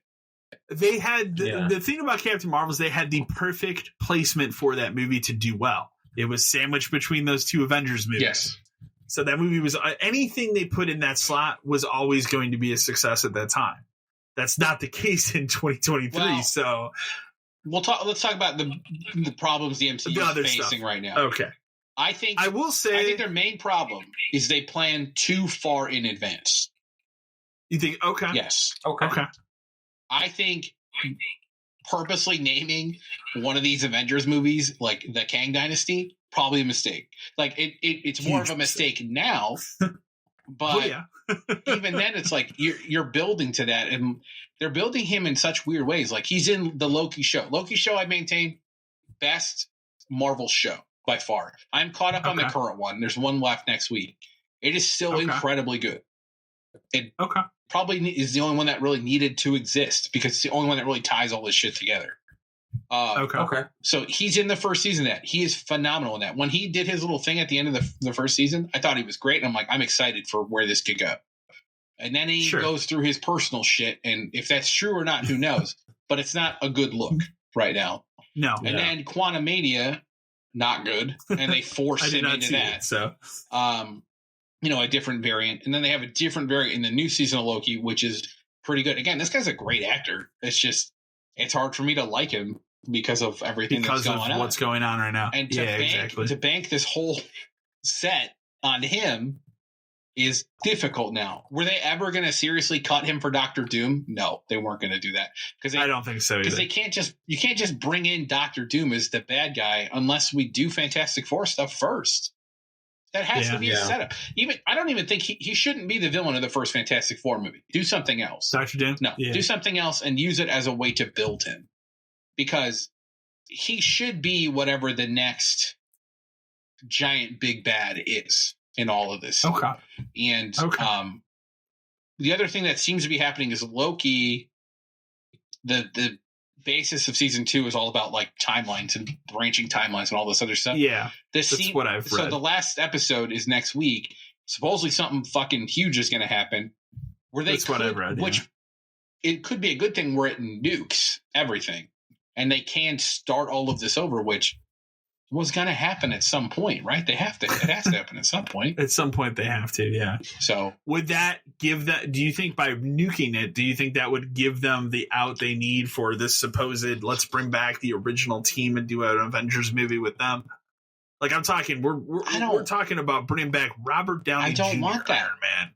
I don't either, but I'm saying also by doing that, you will effectively make that man the highest paid actor in Hollywood history. Well, sure. But he's the reason the whole MCU exists. So has he earned it? It is. Probably. It is. But then you negate the death of him. And you negate America. The death of Captain America and Black Widow. Yeah. So why, instead of pivoting to Doctor Doom, could they just not recast him as a different variant? I think what happened is they buried themselves at the end of Quantumania, because the end of Quantumania's tease, spoilers, is so he's in that movie, right? He's banished to the microverse by other Kangs because they've decided he's the worst one, and without knowing it, they help him get out. So the spoiler, the credit scene for Quantumania is a bunch of Kangs, and they're all him. They had an out where, because they are variants of him, they could have made him someone else. But now they have established that like every Kang looks like him. So that's kind of a problem because that's a problem. In the comics, one of the versions of Kang is a descendant of Reed Richards of the Fantastic Four. So like my thought, that was probably how they were going to loop all of this stuff together. But they've kind of backed themselves in a corner. Could they still pivot? They could. Like they could just pivot and say this guy is him now because he changed his face so he wouldn't get or whatever the fuck they want to do. There's a lot of ways. I feel like it would be way easier to do that. Just recast someone as Kang, and I mean they did it to War Machine. Yeah, but that was easier to get away with because he wasn't the focus. It's different, and it was so early on in the MCU as well that they could kind of get. I feel like it could work out because I feel like pivoting to a whole new villain like Doctor Doom would be. I mean, you haven't mentioned. Well, my thought would be because like I think the next two is it Kang Dynasty and then Secret Wars? I believe it was Kang Dynasty. So here's what my thought is: the Loki thing has set up multiple branches of the timeline now exist because the first season made it clear that they prevented that from ever happening. That there was only ever one timeline. Okay, and by killing him at the end, it opened it up where anything is possible now. So instead of bringing back all of these other people to make another Avengers movie, which we don't need, because if there's multiple timelines, and why don't we save this for Secret Wars? And then Secret Wars could be like, it's Captain America from this one, it's Iron Man from this one, and it's Spider-Man from this one. And this gives you freedom. Secret Wars, if they pull from timelines, gives you freedom for them to be anyone. They can be completely recast. Secret Wars in the comics is it's a shit show of an event because like there's a guy named the Beyonder and he pulls all these guys together to like fight wars for his amusement kind of thing. And, but they could pull different versions of characters in and then maybe Secret Wars like fixes the timeline and now all these guys are mashed into one thing. And this is just your new team. So maybe Secret Wars is the reset and Loki is helping us get there. It does. The thing is, it needs to be reset. We can't rely on C-level characters to lead the rest of the MCU. Not at this point. Not anymore. It's like proven that is not working. We're getting a Daredevil show eventually, which I'm hopeful for. The Echo thing just came out today. It looks really good. Let me ask this: Have you Have you watched the trailer? Yeah, it looks incredible. Because that is the first thing that I've seen that is like, okay, we're doing something here. Again, a very large part of that is Kingpin. Well, the thing because it's not Kingpin from Hawkeye. Not to mention, like Kingpin and Hawkeye was fine, but he wasn't Kingpin. He wasn't in it enough. The Daredevil, but he wasn't in it enough for you to think that. No, this is the fucking Kingpin you want it to be. Like in that trailer. It also goes to say that like Echo went through multiple reshoots, multiple script things. Oh, absolutely. Multiple like we don't think this is good kind of a thing.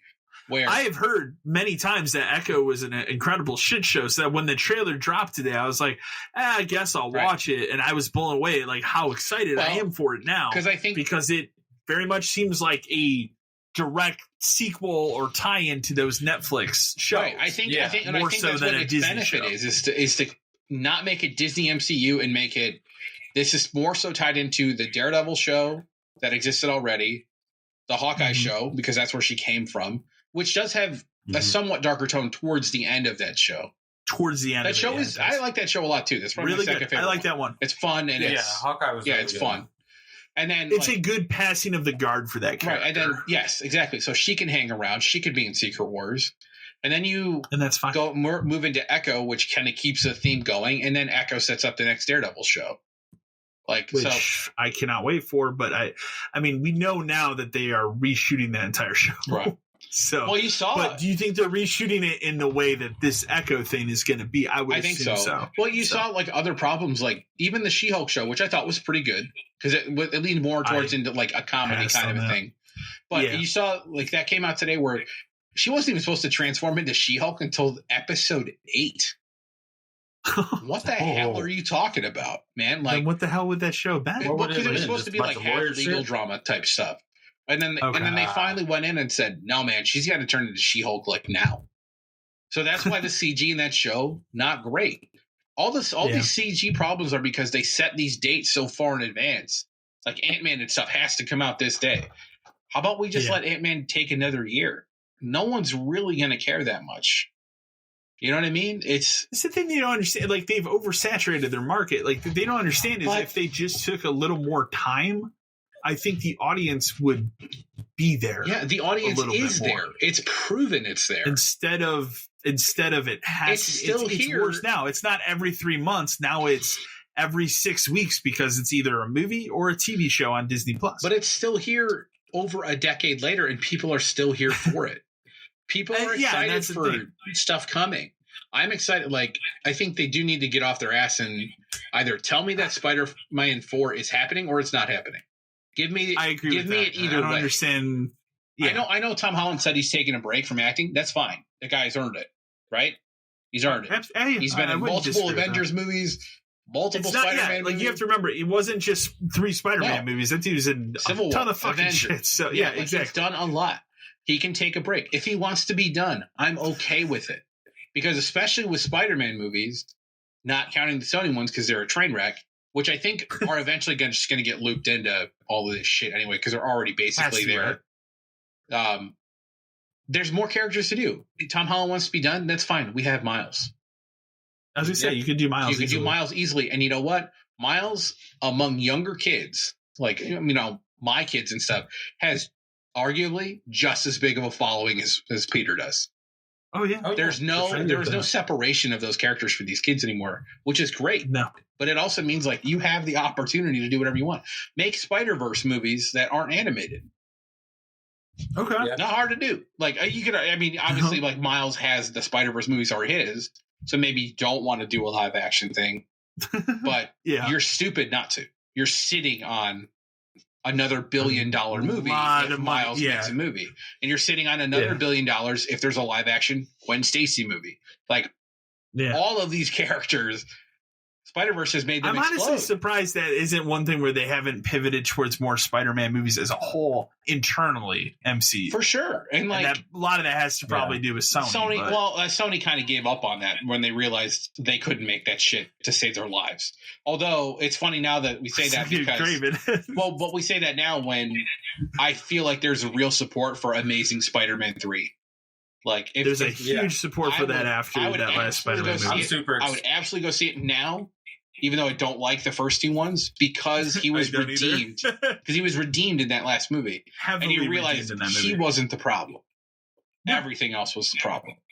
So, but they're sitting on Spider-Man characters out the ass. MCU could take a break for 5 years, and take time. They should get to Secret Wars, let it reset, and then Miles Morales, Gwen Stacy. You could probably get away with a 2099 movie at this point if you really wanted to, just because he's actually relevant.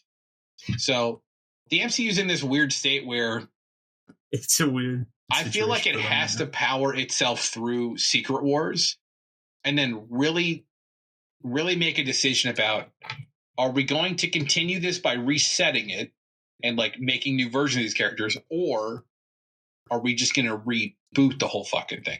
Because by the time they get to that point, it'll be almost 20 years since Iron Man came out. You can start over. Take a year or 2 and then reboot it. Yeah. Make it James Bond and just be like, it's not about the person playing him, it's about the character. And we can do it again. Yeah. Although anybody who plays Iron Man after this is fucked because Robert Downey Jr. is perfect. So I would agree. Doesn't really matter. Yeah. They're fucked. Like, he was phenomenal as Iron Man. Yeah. And there's a reason why they paid him $50 million. And it's even better because you really just get a feeling of like that's how he is in real life, and they just kind of wrote the character about him and just I think so. Put a suit on. I kind of think there's definitely some truth a lot to it of that for sure. Yeah, there is for sure. I watch everything just because I feel obligated at this point, but I am growing tired. Oh, for sure. Yeah, no, I mean, for me, like, it's gone from, for me, like, essential, like, you need to see every one of these fucking movies to, like, and for me, it started with the TV shows, because, like, I liked WandaVision a lot. I loved the Falcon and Winter Soldier. I know a lot of people didn't like that. I like that one. But I like that a lot. And then Loki, for me, Loki didn't click with me. I know you like Loki a lot. It just didn't click with me. I feel like, and that was where I kind of started to bounce out of the TV shows. I feel like the TV shows work best when they try to incorporate themselves into the movies, bringing in characters from the movies and all that kind of stuff and working around that. When they try to be their own thing, it's not as successful. I did like Hawkeye a lot, though. I agree on that. But then, like, the movies are what really started to lose it for me. Like, I didn't like Multiverse of Madness at all. I really did not like Thor 4. Thor 4 is just Love and Thunder. It's too jokey. It went too far in the wrong There's room direction. for it to be jokey, but it went too far. It went too far with the joke. Like, you watched that last one that he did, 27 Ragnarok. Mm-hmm. It is a perfect mix of jokes and action, serious tone at times, action, perfect blend of that. Like a great shining example of, hey, you want to make a modern comic book movie, have all those elements, watch that movie. Whereas you watch Love and Thunder, it's just every 10 minutes, there's this dumb joke, that dumb joke. The thing that, what drove me on that movie? Remember the fucking horses? Or like whatever, the goats that screamed and like, hey, that's pretty funny the first time. But then every 10 minutes in that movie, those things had to scream again. And I'm like, oh my God. So, but again, and it's worn to me now where it's like these movies, they don't feel essential to me anymore. Right. I haven't seen Quantumania. I don't feel like I need to see Quantumania at all. I watched Quantumania because I like him. I do too. But on the flip side of that, I love Guardians 3. Guardians 3, great movie. But that amazing. Guardians 3 was more of an end for those characters. Well, it's also a great set of movies because they kind of really, aside from them showing up in Avengers, they exist in their own bubble. And Thor shows up at one point. But that I love that last movie a lot. So last one was fantastic. But other than that, like they haven't felt essential. And now, it's weird to say, like, we didn't have a Marvel movie really this summer other than Guardians. In the beginning, we had Secret Invasion, which I've heard. As someone who's watched Secret Invasion, I watched it. Okay, it's a show about it. I watched a recap of it and just said, this seems like such nonsense. The problem with that show is it's only like 6 episodes. That's not enough. It is. It's not enough to tell for what the storyline is doing. And then, again, we're leading into the Marvels, which I have no interest in at all. Do we even know what's next after this? Like, movie-wise. Fantastic Four is supposed to be shooting soon next year? Deadpool, I guess Deadpool 3 should be. Because it is going to be pulled into the MCU, but again, that's been delayed because of the strikes. A lot of people think Loki is how it's going to get pulled into. Like, there's got to be some kind makes sense. There's got to be some kind of tag at the end of Loki where it's like he shows up, or somebody has from something. He shows up, Deadpool. Somebody from something else has to show up, or the payoff of this show is not there. Which I think you and I both agree. Like, I'm not a Deadpool. My girlfriend loves Deadpool. I'm not a Deadpool fan. I'll say it. I hate him. I love Ryan Reynolds. And he is so good. I hate Deadpool as a character. That's made me like those movies. But I love those movies because of him, and that's it. Yeah. He's so good in that role. I can't stand... It's literally made for him. I can't stand the character at all, but like him as the character, he's okay. Great. Yes. He's just having such a great time. The next movie you get is Deadpool after the Marvels. But that's unknown when it's going to come out because of the strike. Yeah. Because it was May 3rd next year, and then now it's, we don't know. So I think Fantastic Four is one of the next. Oh, Thunderbolts is probably next after that. Okay. Actually, Captain America Brave New World. Yeah, that's right. That's right. That's right. Seth Rollins is in that. Do you know that? Yeah. I read that the other day. I don't know if it's good. And then Thunderbolts, and then Blade. Oh, well, Blade is its own shit show. Blade is a real... You want to talk about a real shit show? They were going to make him the 4th co-lead in a movie called fucking Blade. What? Here, let me tell you... Let me give you a hot take. Don't do a new Blade movie. That's my hot take. That 98 movie is fucking perfect. But what about the crossover potential from Eternals, Kyle? One of my favorite comic book movies of all time. I love that movie to death. I don't need a new Blade movie, but I remember the crossover. But I need the payoff from Eternals. There you go. What about the other thing in Eternals with the giant thing like hanging out? Oh, the Celestial. Yeah, like they've never done anything with that sense. Don't worry about that. It just didn't happen. If they want to do that gets more into Fantastic Four territory. God, I forgot that the Eternals was a movie. I did not see that. You know what? Eternals is overall not bad as its own thing. It does not fit into the MCU in any way. Do you feel like it was more of like it could have been like a Sony Marvel movie that just hangs out on the side. Maybe kind of. It should have just been like.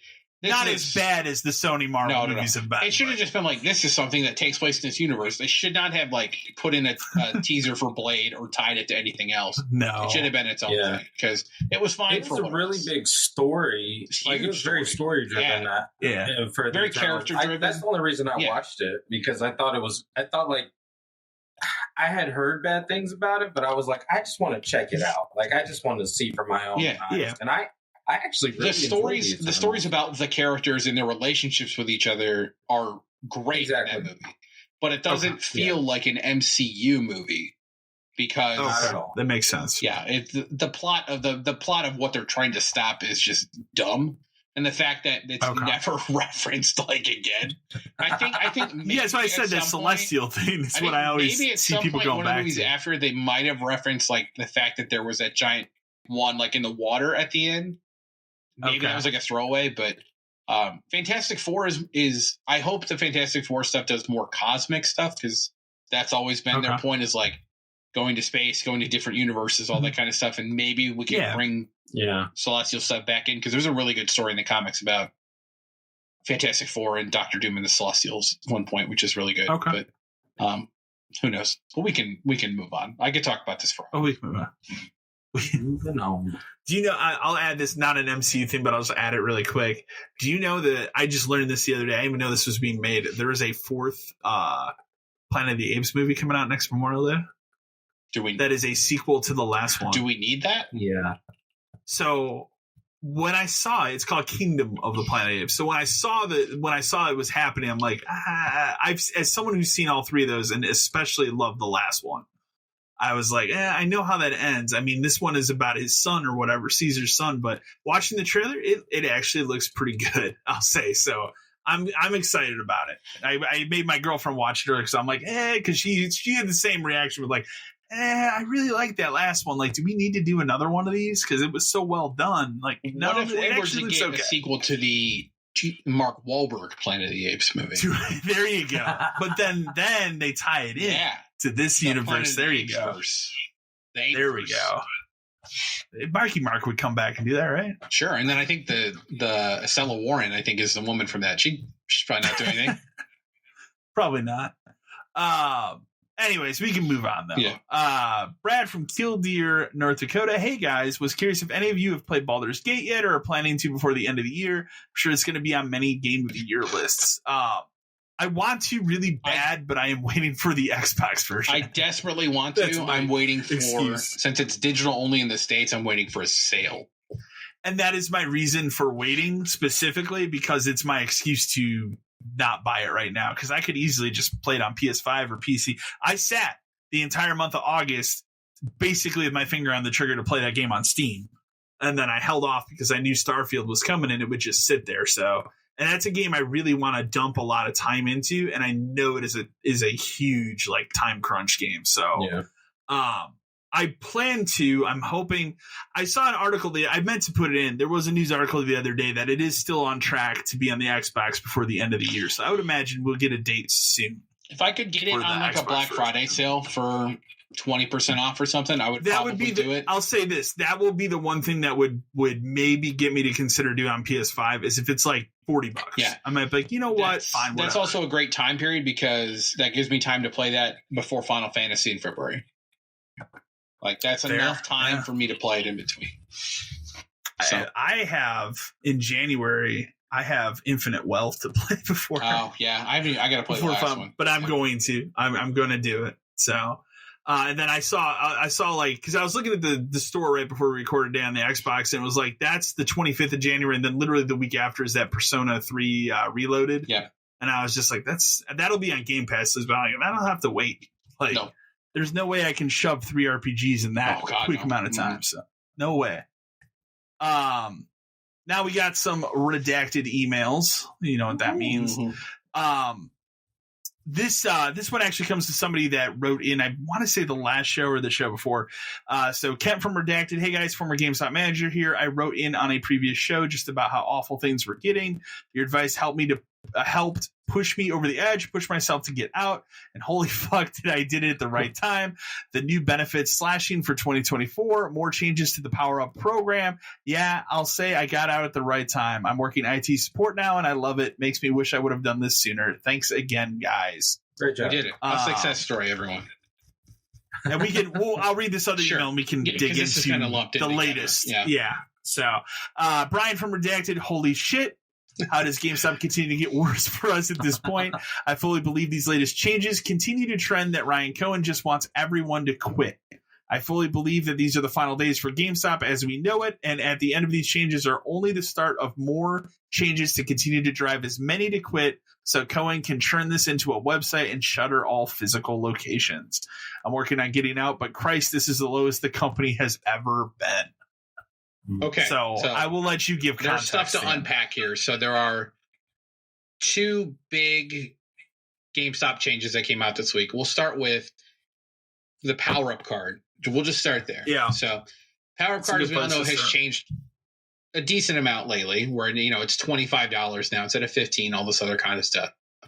But starting December 1st, the $5 coupon you get will no longer work for digital cards or money or any of that kind of stuff, which is a big change they're trying to get away from, because that was a thing a lot of people used it for, was like, I'll say $5 Xbox Live or $5 to PlayStation or whatever, and you just put that in your system account and let it build.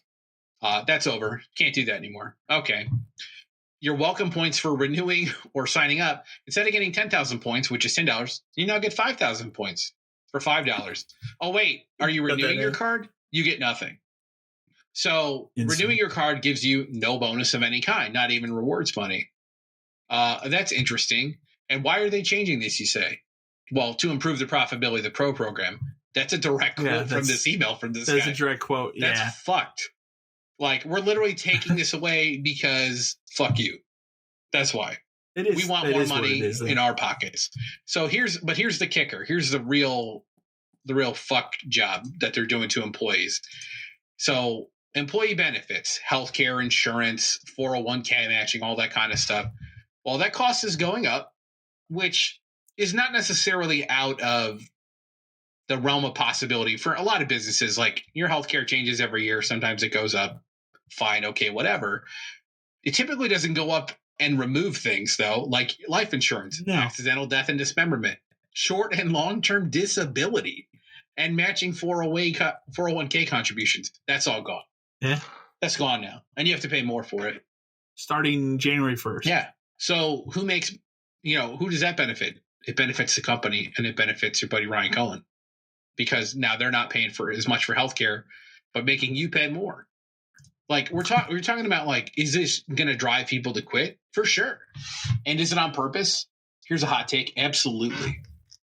The whole point of all of these changes is for him to get as many people to leave on their own power as possible. Yeah, as the email said, and that guy's not wrong. Exactly right. Because everybody who quits doesn't get fired and doesn't get severance. And then, we don't have enough people. Like, January 1st is coming, man. Stores are closing. Get ready. Oh, yeah. Maybe not a ton. Maybe not a ton right away, but 50, 100, 150, 200. Stores are closing. Because the more people that leave, the more stores he can close. But he still has inventory. So he keeps all the inventory, but he doesn't pay rent or employees or any of that kind of stuff. So the valuation of the company goes up because he still has product. And then the whole point of this is to build as much value as he possibly can to, turn it into a website so that he can sell that website and get out. Right? That has to be the point. It is. It has to be the point. That's what he does with everything else. He built Chewy into this popular thing, and when it got popular and he couldn't manage it anymore, sold it, moved on. Bed Bath & Beyond, sold it, moved on. Like, this is the scam. It's a business, to be fair. He's doing it the way it needs to be done, but it just proves rolling the sleeves up. Yeah, and then he's rolling his sleeves up and getting you all to quit. That's how he's getting there. This is just another tactic to get more people out, and then it's going to get worse. Like, I did. What was the other thing that changed? You can't use gift cards to pay for Posta cards. Yeah, that's right. I do have confirmed that you can use gift cards to buy digital currency. through the system. Okay. But they're getting rid of gift cards for Posta cards. Part of me gets that because, they never really make any money on Posta cards. So spending a GameStop gift card there doesn't really make them any money. Yeah, exactly. But, the good-natured belief system in me would hope that maybe it's part of a reason to help maybe stop some of these like gift card flipping scams where like people get a card for cheaper and then use it to buy a card to sell for more. All that shit. Which we saw many times. Yeah, it happened constantly. Remember the guy? There was a guy that used to come in with like printed out gift cards constantly. Yeah. And I finally got to a point where it's like, I can't. No, dude. Like you've hit your limit. Goodbye. Yeah. No, I remember. Yeah, and then with the people who are doing something wrong, will fight back the first couple times, but eventually they'll just take it and they'll move on. This is GameStop, dude. It's not getting better. It's only getting worse. I told you last time I went into one. Get out. One person working in a crowded mall store that was destroyed the day after a sale ended. That's crazy. Yeah. You went into one where because you got fucked because somebody from another store who didn't know what he was doing and his boss didn't know what they were doing. Didn't know what active promotions are going on, which is insanity to me because that's basically a main part of your job. Didn't know the easiest way to test is to test it in the computer. And then secondly, to like sell somebody a new game, but not even that obviously has been open. Yes. Whatever, fine, but didn't seal it at all. So, which is insanity. Can I blame them for not caring? No, I can't do that. No. But if you're there, man, like it makes your job easier if you actively know what's going on. Worked. It's sad to think of it now, but like you and I worked there in some of the golden times, like the PS4 launch and the Xbox One launch. Yeah, those were golden times of that company, where getting cards was easy, getting warranties was easy, getting pre-orders was easy because it was all still physical. You still had to come here to get it. Trade still mattered. Yeah, the rise of digital, I mean, it happened it really did. It didn't really kick off until I think the pandemic really accelerated it. We would get some people where it's like, well, I'm just going to buy it digital. Okay, like I get it. That would happen, but it wasn't rare. I mean, it would happen. The only times that ever confused me are when people are like, "Oh, I'm just going to buy the new FIFA game digital." Why? You realize that's garbage in less than a year. Madden is garbage in less than 6 months if you buy digital. No, to be fair, it doesn't hold a lot of trade value either. But no, it doesn't. But okay, yeah. I mean, we were there through the launch of the Switch, which I would argue still today still a huge physical. Yeah. So, but it's gotten significantly worse since we left. And Chewy he's just playing with it like it's a toy box that he pays attention to when he gives a shit and forgets about it the rest of the year. Names himself CEO. Wow. What a stunning move. Like, it's shit, dude. I mean, to me, that just is I've watched these people fuck around enough with like, okay, this person was CEO for a while. That person was CEO. Well, I think it finally got to the point where it's like, he's decided to hit the end game. Like, I got to get this. I got to get this moving. Because remember, what's fiscal year ends February 29th, right? Yeah. Maybe that's when it begins. But now remember, they've looked for buyers in the past and never got really a good evaluation of anything. No. But with all of the shit he's cutting now and all of the people that have quit and all of this other stuff and the stock stuff is only helping his evaluation. He's just trying to pump that number as high as he can until it's gone. And then he can get out. Whoever buys it can say, we bought it for the name, close everything, and make it an online retailer. Which is what it should be within the next 5 years anyway. But we say it all the time, and people said it for 5 years, 10 years, however long you want to argue it, but like the ship is sinking.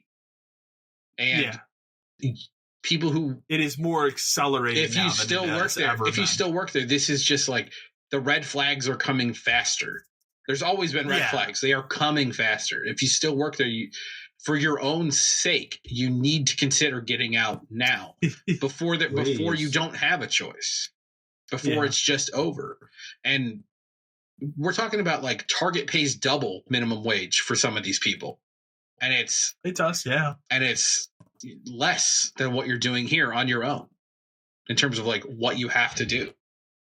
It's Target, you're not a register person and a janitor and an inventory specialist and customer service. You're not five you're doing different one people. Of those things. You stock shelves. You do the register. You clean up. As someone who worked at Target, again, we're going back years, but for almost, I think it was 3 years. For about 3 years, like, I mean, and I look back on it nostalgically now because my girlfriend and I were watching Top Chef, and one of the seasons we just watched, they had a challenge where they were in, Target, and like, so I was just kind of telling her, like, it kind of bringing me back to the days of working at Target, but like, the thing there, you will be paid better, but you will be doing one specific thing. You do one job. Yes, you might ring somebody up. Yeah. And I'll tell you one thing that you have over a lot of people. If you want to go over to Target and work in the electronics department and you tell them that you worked at a GameStop, you'll get that real fast. Yep. Oh, so if they have that. So you know about this stuff? Yeah. You can work a register. Easy to fill that slot. Yeah. Okay. You're going to be just fine. Yeah. So, but it's time. There's never been a more clear, like, the ship is sinking than right now. Well, the problem I have with it too is, I don't want to say problem, but like, if you're someone who works there and you still don't see this as a problem, I don't get it. I don't get it. I just don't understand it. Like, again, this is for your sake and your sanity. And, there's going to be a point where your store, they roll up to you like they did to me and say, hey, I need to talk to you for a minute. Your store's closing next month. And that was the lead time I got on Black Friday. That's right. Yeah, you were sold on Black Friday. Your store's closing next month. Cool. What does that mean? Well, it means by Christmas, I think we were supposed to close, the 26th is what it was. No, I think what it was your last day being open was the 26th, and you had told them there's no. I told them you're insane because that's return day, and we're not. Yeah. Why would you give me one extra day to just ship all that to out? Tell people who come in to return this stuff like, we're closing, and no, and we managed to convince them like Christmas Eve was it, and Christmas Eve was kind of like, this is what we have left. You can buy it if you want. We're gone, but so we had a month to tell people this location's done. For me to tell everybody who worked for me, like, I'm sorry, it's gone. We could try to place you somewhere else if you want, but otherwise it's over. Like, that's just like the hammer drops faster than you think. I think some people think they get like a 3-month lead time, or you're going to be closing at the end of the year. No, you are closing not in a retail environment. Well, the other thing I would say too is, like, if you've never, like, there's never been a bigger red flag than like the fact that now, hey, we're for people that can have them, we're cutting all these benefits. Yeah. In this drastic of a way. It's not just like, people don't we're cutting one thing. Yeah. We're cutting multiple important benefits here.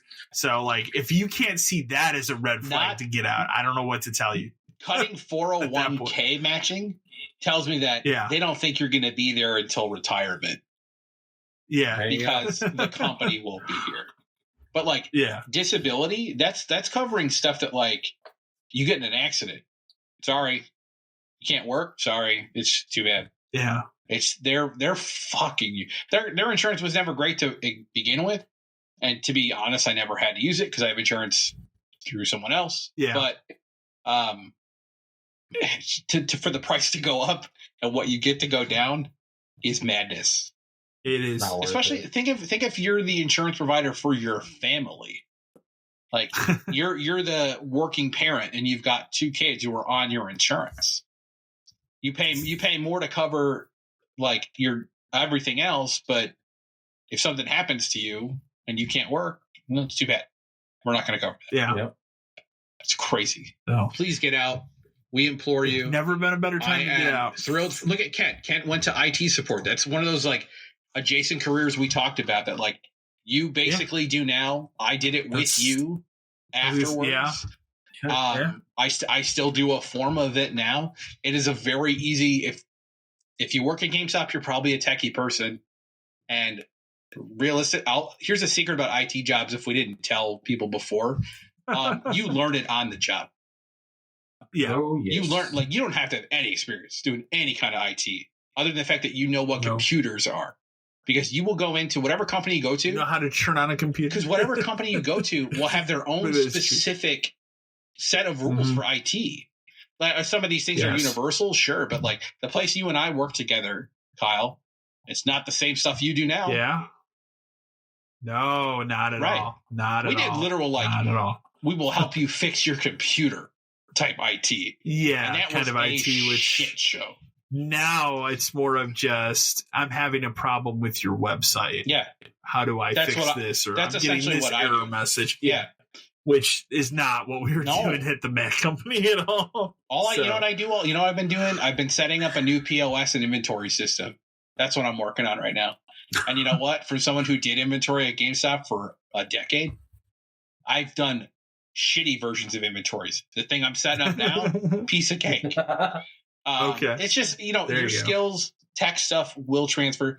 Everyone needs IT help. Everyone needs, if you're younger too, like they would love younger IT help. Yes. It's just, but like there's so many places, like you guys work from home. Yeah. Like which is great. Yeah, it's great for you guys. It works so well for me. I respect it. I can't do it. I can't work from home. It's distracting for me. I'd rather go to I have my own office. I just sit in all day now, which is nice. My distractions are, if the animals are getting out of control. Well, but that's not too bad. Yeah, like most it is. Look up IT jobs. Look in your area. Don't look in your area. Do what Kyle did. Carpet bomb stuff online for anything that's like work from home if that's what you want to do. I had to get out of a different job and situation that I'm not going to go into that one. Well, but I literally just went on Indeed, bombed it one day, and then I think I had 2 other places that had contacted me, but like this I had within a couple days of having my interview, and then was just set. And they literally called me or just like, hey, are you available to work starting this date? Okay. Are you okay with this amount of money? And I was just like, hell yes.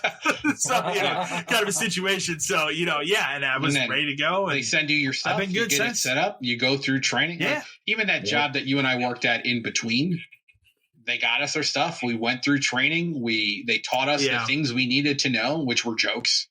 It's just there were a lot there, that way that company was structured was a joke, and it's funny because they don't even do the stuff that you and I had to do there anymore. They are not. So they're still a company, but they abandoned that portion of the company as I predicted. Yeah. And it's funny because after I was actually helping someone else, because we had multiple people that went from where we were at the Mac job and flipped over to this place. And then kind of one by one, like you were there for a little bit, obviously that's a different situation, but I was there for almost a year. And then one by one towards the end, I started seeing these people kind of like, I'm out, I'm finding something else, I'm out. And it was getting worse and worse and deteriorating. But one of the other people that had jumped ship with us, he was really looking to get out. And at the time I was very close to maybe getting him into where I work now. But then he ended up getting an offer for something else that was a lot more money. And I was like, well, you'd be an idiot not to take that. So, but he was able to get out. But I remember telling him at that time, I'm like, dude, by the end of this year, and this was last year, I'm like, they're going to just shutter this department because after I left, they had not gained any new employees. Right. They had only lost more. And I was like, if they're not bringing new people in, they're not looking to continue. I went in that training class with one other person who quit within a week. And it was just me, and the training for that job was a joke. But again, this is stuff that like I had no idea what that stuff was ahead of time. Went through 2 weeks of training, was like, I got it, and moved on. Yeah, there are these jobs exist. Retail is not the answer. Please, it is. I'll say it is amazing how much you don't realize this type of job exists on the other side. You just think, there isn't anything else out there. Like retail's not the answer all the time. So, but we can move on from that. But get out. Please get out. If you got out, please tell us. We'd like to hear it. We should keep like a survivor story, like probably list of people at this point at the top. There you go. There you go. Final email this week comes from Kara from Fresno, California. Hey guys, curious what you all thought about the Five Nights at Freddy's movie. I believe she wrote in last week asking if we were going to watch it. I did not get to I have seen it. You guys can talk about it. I have seen it. Matt, you have seen it. I believe I was a little more positive on it than you were. Yeah. I gave it a 7 out of 10, but I will say, like, we watched it while carving pumpkins. I did not carve a pumpkin the entire time I watched that movie because I was enjoying the movie. It is not perfect. Oh no. I'll say this, like, for a Five Nights at Freddy's movie, it does do what you want it to do, which is having those animatronics kill people, but it only does it once. And then it kind of steers in a little bit different direction. And I think that's where I fell off versus where you fell off. It has this weird tone shift for like 20 minutes of that movie where, like, we immediately go from, like, okay, these people break into Freddy Fazbear's whatever pizza place, and then these things murder. And I'm talking, for a PG-13 movie, pretty fucked up. Like, they show one girl get cut in half. And I was shocked that they showed it. No blood. Sure. Keep in mind, at the actual cut, but, like, they showed her half of her body fall, and I was like, wow, for this movie, that's kind of fucked up for a PG-13 movie, but whatever. But then it kind of almost has this tonal shift where they do explain the backstory, and they do get into the lore of that universe, which is good. They should. But it has this shift from, like, being, you know, a spooky, scary movie to all of a sudden kind of, like, lighthearted a little bit with the main character and his younger sister, who then starts to comes with him to work and then befriends those animatronics. I mean, obviously there's a little bit of a deceptive twist with that later on in the movie, but it's just to go from, like, this scene of seeing these people murdered pretty violently to, hey, we're just tickling this little girl, you know, these animatronics. It's a weird tonal shift where I was like, this is weird. But overall, I enjoyed it. I'm happy it did extremely well. Like, even being on Peacock, it made $78 million in the box office. It's over 100 It is already, the highest, right? It is. It's the highest grossing horror movie of the year. It'll save Blumhouse from Exorcist Believer, which I did also watch since the last podcast. It's fucking terrible. Don't watch it. That I'm not going to even get into it. It's a terrible fucking movie. But this, I enjoyed it. I would like to see another Five Nights at Freddy's movie, but I really hope in a follow-up they get a little more into animatronics killing people than this one.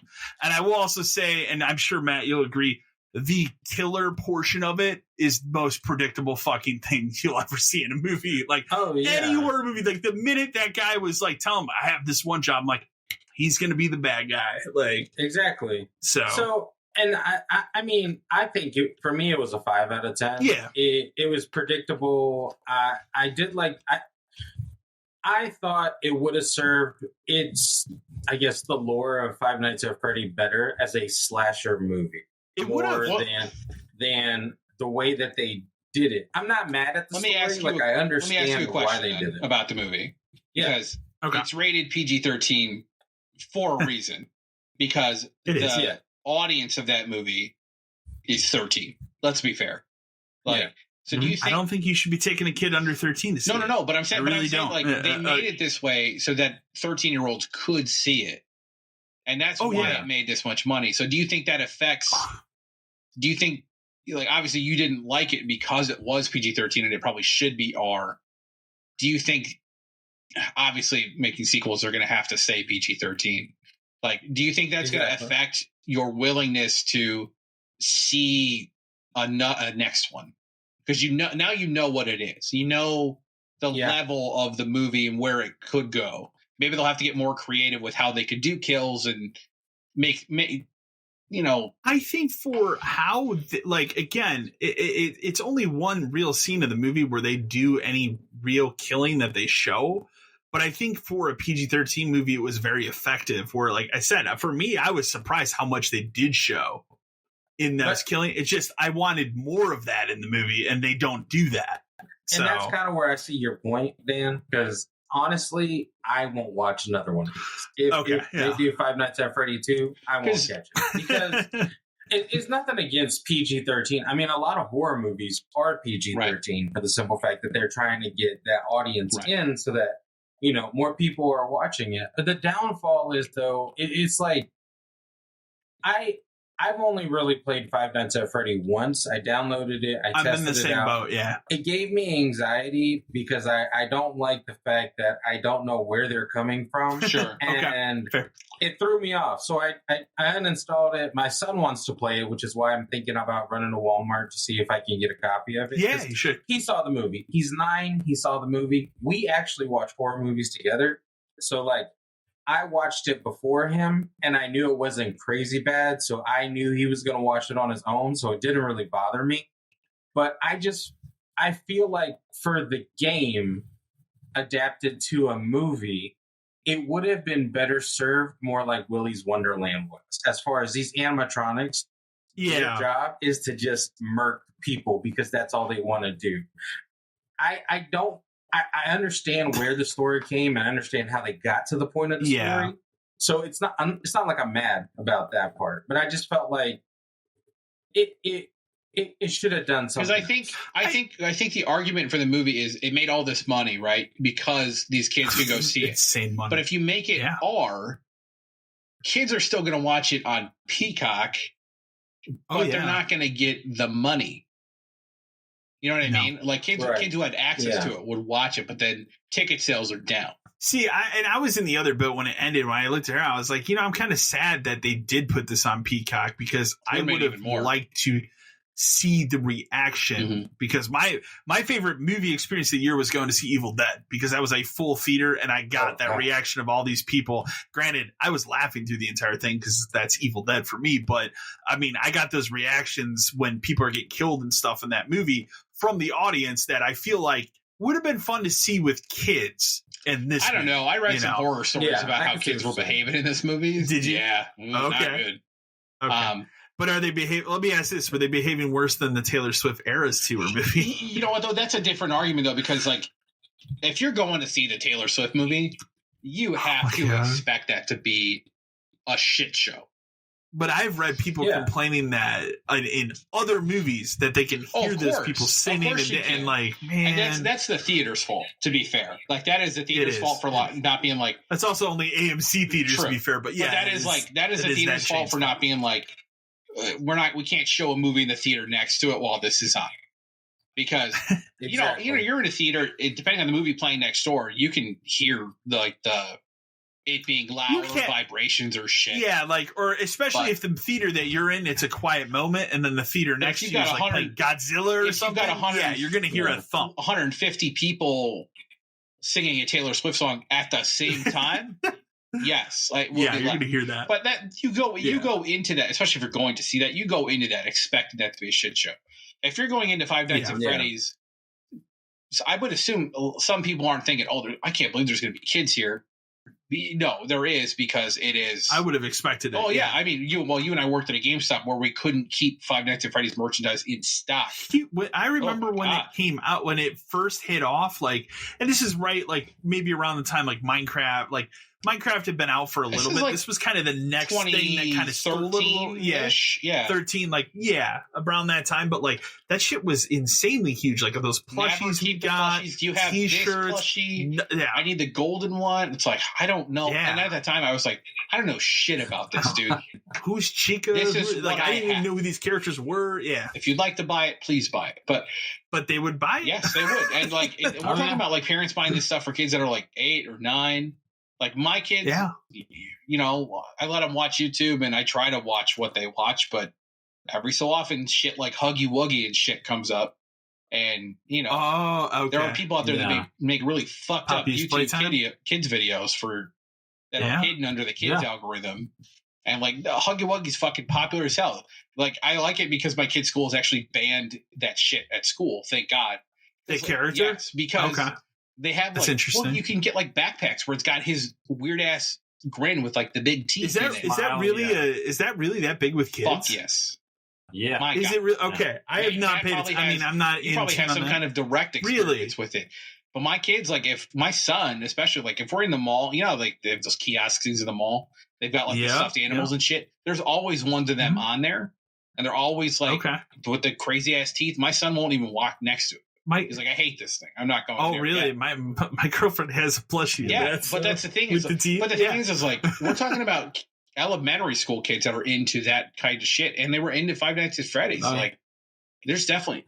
So I can say my son isn't into Five Nights at Freddy's as heavy. Like, he doesn't watch his YouTube channels are more like prank videos or like dudes are like, yeah, bro, I'm gonna like gnarly like take this out. You know, that kind of stupid ass shit.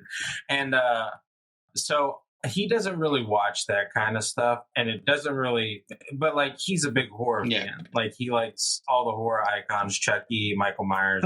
Like, he hasn't watched. Well, you can't watch that shit yet. But So, but the downfall is though he gets scared really easily. So that's why like I monitor a lot of what we watch together because like we've gone through Scream movies together. Okay. I don't really declare Scream as like really scary. No, it's kind of a parody of it's a different. So it doesn't really bother me. Like, and I watched Scream as a kid, but like I won't let him watch Freddy Krueger because that would terrify him. That's about nightmares and shit. You don't want to get that started. Exactly. The next thing he's not going to want to sleep. Yeah. Exactly. But I mean, dude's come into my room before and been like, "There's a hand in my closet, Dad." I'm like, "Shit, get your ass back to bed, dude. Because it is late." Might be another one. But I like. I mean, I think Five Nights at Freddy has a great market. I think what they did was smart as far as putting it on Peacock, doing it in the movie theaters. I do too. I think the next release is definitely going to be in movie theaters only before it hits Peacock because I think that's where I think they did this time to see how well it would excel. To see if people gave a damn. Exactly. Exactly. Good. Well, and the thing is like, I think it was a good one. Well, next time it doesn't even have to be like a same day. It could be like it'll be on Peacock in 2 weeks. Exactly. Do you think any of this is any worse than us watching Goosebumps as a kid, or not Tales from the Dark Side? I remember a kid getting. Are You Afraid of the Dark? I remember kid getting cut in half, and that's what I'm trying to think. I don't remember a kid getting eaten in half. Yeah, well, it wasn't a kid; it was a girl, but still. I hated that Are You Afraid of the Dark episode because there's some fucked up episodes. Like he'd go to the window, and that one kid would be like, "I'm cold." Yeah, well, like that's fucked up. I have a lot of the clown about Haunting Hour. There are okay. Do you know about that show, Matt? Have you ever heard of this? 2 super fucked episodes. Okay, the Haunting Hour is like modern Goosebumps. They are made by R.L. Stine. It was they were produced in Canada, so they were on some weird channel in Canada. They are fucked up. How about and like they don't show deaths, but there are heavily implied deaths on this show. Kids fucking die in this show. How about the one with the dream guy, like the spider dude, that thing where that girl gets trapped in the dream, and it's pretty much implied she's fucking dead. There's one crazy. How about the house one? The house one's where the girl's just morphed into the house at the end. Like, it is fucked up. The demon picture one? They're on the server, Matt. They're on the server. The demon picture one. We're like, how about the one? My favorite one of all of them is the one with the gremlin that's in the wall. It's called Walls. Yeah. It's like the second episode. Literally this thing in the walls. And all of a sudden, like, the kid opens a cupboard and there's this like little gremlin thing. He's like, I'm going to kill your parents. Like, it literally, it's just like, what is happening? You know, like, you remember my favorite, Kyle, the one that got us started on it, right? Pumpkinhead. Which one was it? Yeah, it is. Pumpkinhead. Okay, you need to. It is. All right, I'm about to. You need to go deep dive it. These are shows that are aimed at like 13, 14, 11, 12, 13. It's funny because it's like a genre of TV show. Because remember, what was the other one that I discovered a couple years ago? There's only like 10 episodes of it. But I had that weird one. Are you talking about the one that ran in the early, like the late, maybe mid 2000s? I got it and put it on there too. It was like, an R.L. Stein thing. There's like a kid, he went down like a water slide, he ended up in some like other world or some shit. Like, yeah. Shows that's like a whole weird genre of stuff, but like kids are into horror, and like this Five Nights at Freddy's thing, like they did it perfect. Goosebumps was my gateway as a kid, so I read every fucking Goosebumps book. Alone in the Dark, or not Alone in the Dark, Afraid of the Dark. Scary Stories to Tell in the Dark was the book I honestly read a lot of too. Book's fucked up too. Oh, God, I mean, as a kid, I saw episodes of Tales from the Dark Side as a kid. So that was on like UPN or something, and then so I watched it all the time. I've seen that so many times now through. There you go. I love Outer Limits is probably my favorite of like those a good kind one. of things. Yeah, that's a good Some one. Really fucked up, but too. But I didn't realize that Huggy Wuggy thing was that big. Oh God, so huge. That it was so big it's banned from schools. I hate that stupid ass thing. I hate it. And like it was literally like on some kid's backpack. And they were like, I remember he had it one day, he never had it again. That kid was told the principal's office. Their parents were told no. Because it's a creepy looking fucking thing. But like this Five Nights at Freddy's movie, man, it did so well. Huggy Wuggy's coming. Oh, absolutely. They're gonna absolutely. Now that this did well, especially Blumhouse, they're gonna go in there. They're gonna try to license all this shit. Any like weird. Absolutely. I'm surprised there's not like a Backrooms movie yet, right? That's been big enough. It's surprising that you would think that that's a big enough games thing out there about it. Like they tried to do it with Slenderman and stuff, but I think they tried to take that too far out of what it is. They did for that movie, yeah. Have you seen? I know this is off topic, but there's that game that's going around now where it's like "Don't Scream." Yeah, I saw it. It's lame as hell. Heard of it? Okay. Yeah. I watched the full because it's 18 minutes. Like 18-minute playthrough of it. It's just don't scream at jump scares. That's pretty much all it is. Oh, yeah. And the person I watched did it in one go and was like, "Oh, that's it." Yeah. That's it. It's supposed to be interesting because it's like dynamic and it's not the same run every time, and you're kind of walking around this floor. It looks incredible. Like the visuals in it are amazing. But that's all it was. It wasn't anything new. Could do something better with that concept of that. Yeah. So we're a little. I guess we're a little divided on Five Nights at Freddy's. I don't know. I maybe I just have a soft spot for horror. Hey. So, but again, if you do it wrong, like Exorcist Believer, then I will. Well, that movie. Oh Five Nights certainly could have been worse, right? Let me put it this way. It cost Blumhouse $400 million just to get the rights to make an Exorcist movie. They were planning to do a trilogy, which is not going to happen anymore. It's okay, though. They're going to make all that money back on Five Nights at Freddy's. So, it'll be fine. But, they were going to do a trilogy. No. And, I don't even know how after watching that. You'll get a trilogy of Five Nights. Okay, I'll give you a little thing about Exorcist Believer. Its biggest sin, it's boring. It is an Exorcist movie that is just boring, where I sat there and I was just like the problem with that is everything that you did 50 years ago was shocking because it's the first time they ever did it in a movie. Yeah. We've seen hundreds of exorcism movies now. Nothing being done in this movie is shocking at all. It's just kind of like, okay, that's a Tuesday night exorcist movie I'm watching. It's been done 100 times and nothing here does it any different or original. And the way they tie it back in, the worst thing is they brought back the Ellen Burstyn, the mom from the original movie. She's in the movie for 10 minutes, only to have something horrific happen to blind her. I won't spoil it, and that's it. It's one of those things where back after 50 you bring years back a legacy to take her eyesight. Yeah. And then they have a scene with her at the end, which I won't spoil, but it's one of those who cares. But to get this woman who has been on record already, she didn't want to come back. I don't know how this woman agreed to do this movie, knowing what they were going to do with this character. I would have been like, fuck it. Yeah, it had to have been money. So half of that $200 million. Yeah, you want there you go. Was that one of the, exactly. But it's trash. Yeah. Don't watch it. Don't bother. Don't waste your time. Kyle, don't worry. Next recording, I will have a review of the Marvels. I cannot wait. I can't wait for that weekend. I told my girlfriend that's my event of the year. I just can't wait to see it. I am also going to see that Digimon movie because you are going to see it. Okay. Right? It's in theaters. Come on. Yeah. I don't. That's what I told her today. I'm like, I don't know what the next movie I even care to go see in the theater. She won't even go see Aquaman. So I don't. Because there's a reason why. Well, which we don't need to get into. If you want to go to that, I'll probably go to that. But okay, I would like to see Aquaman. You can drag just because I want to see him one more time before he's gone.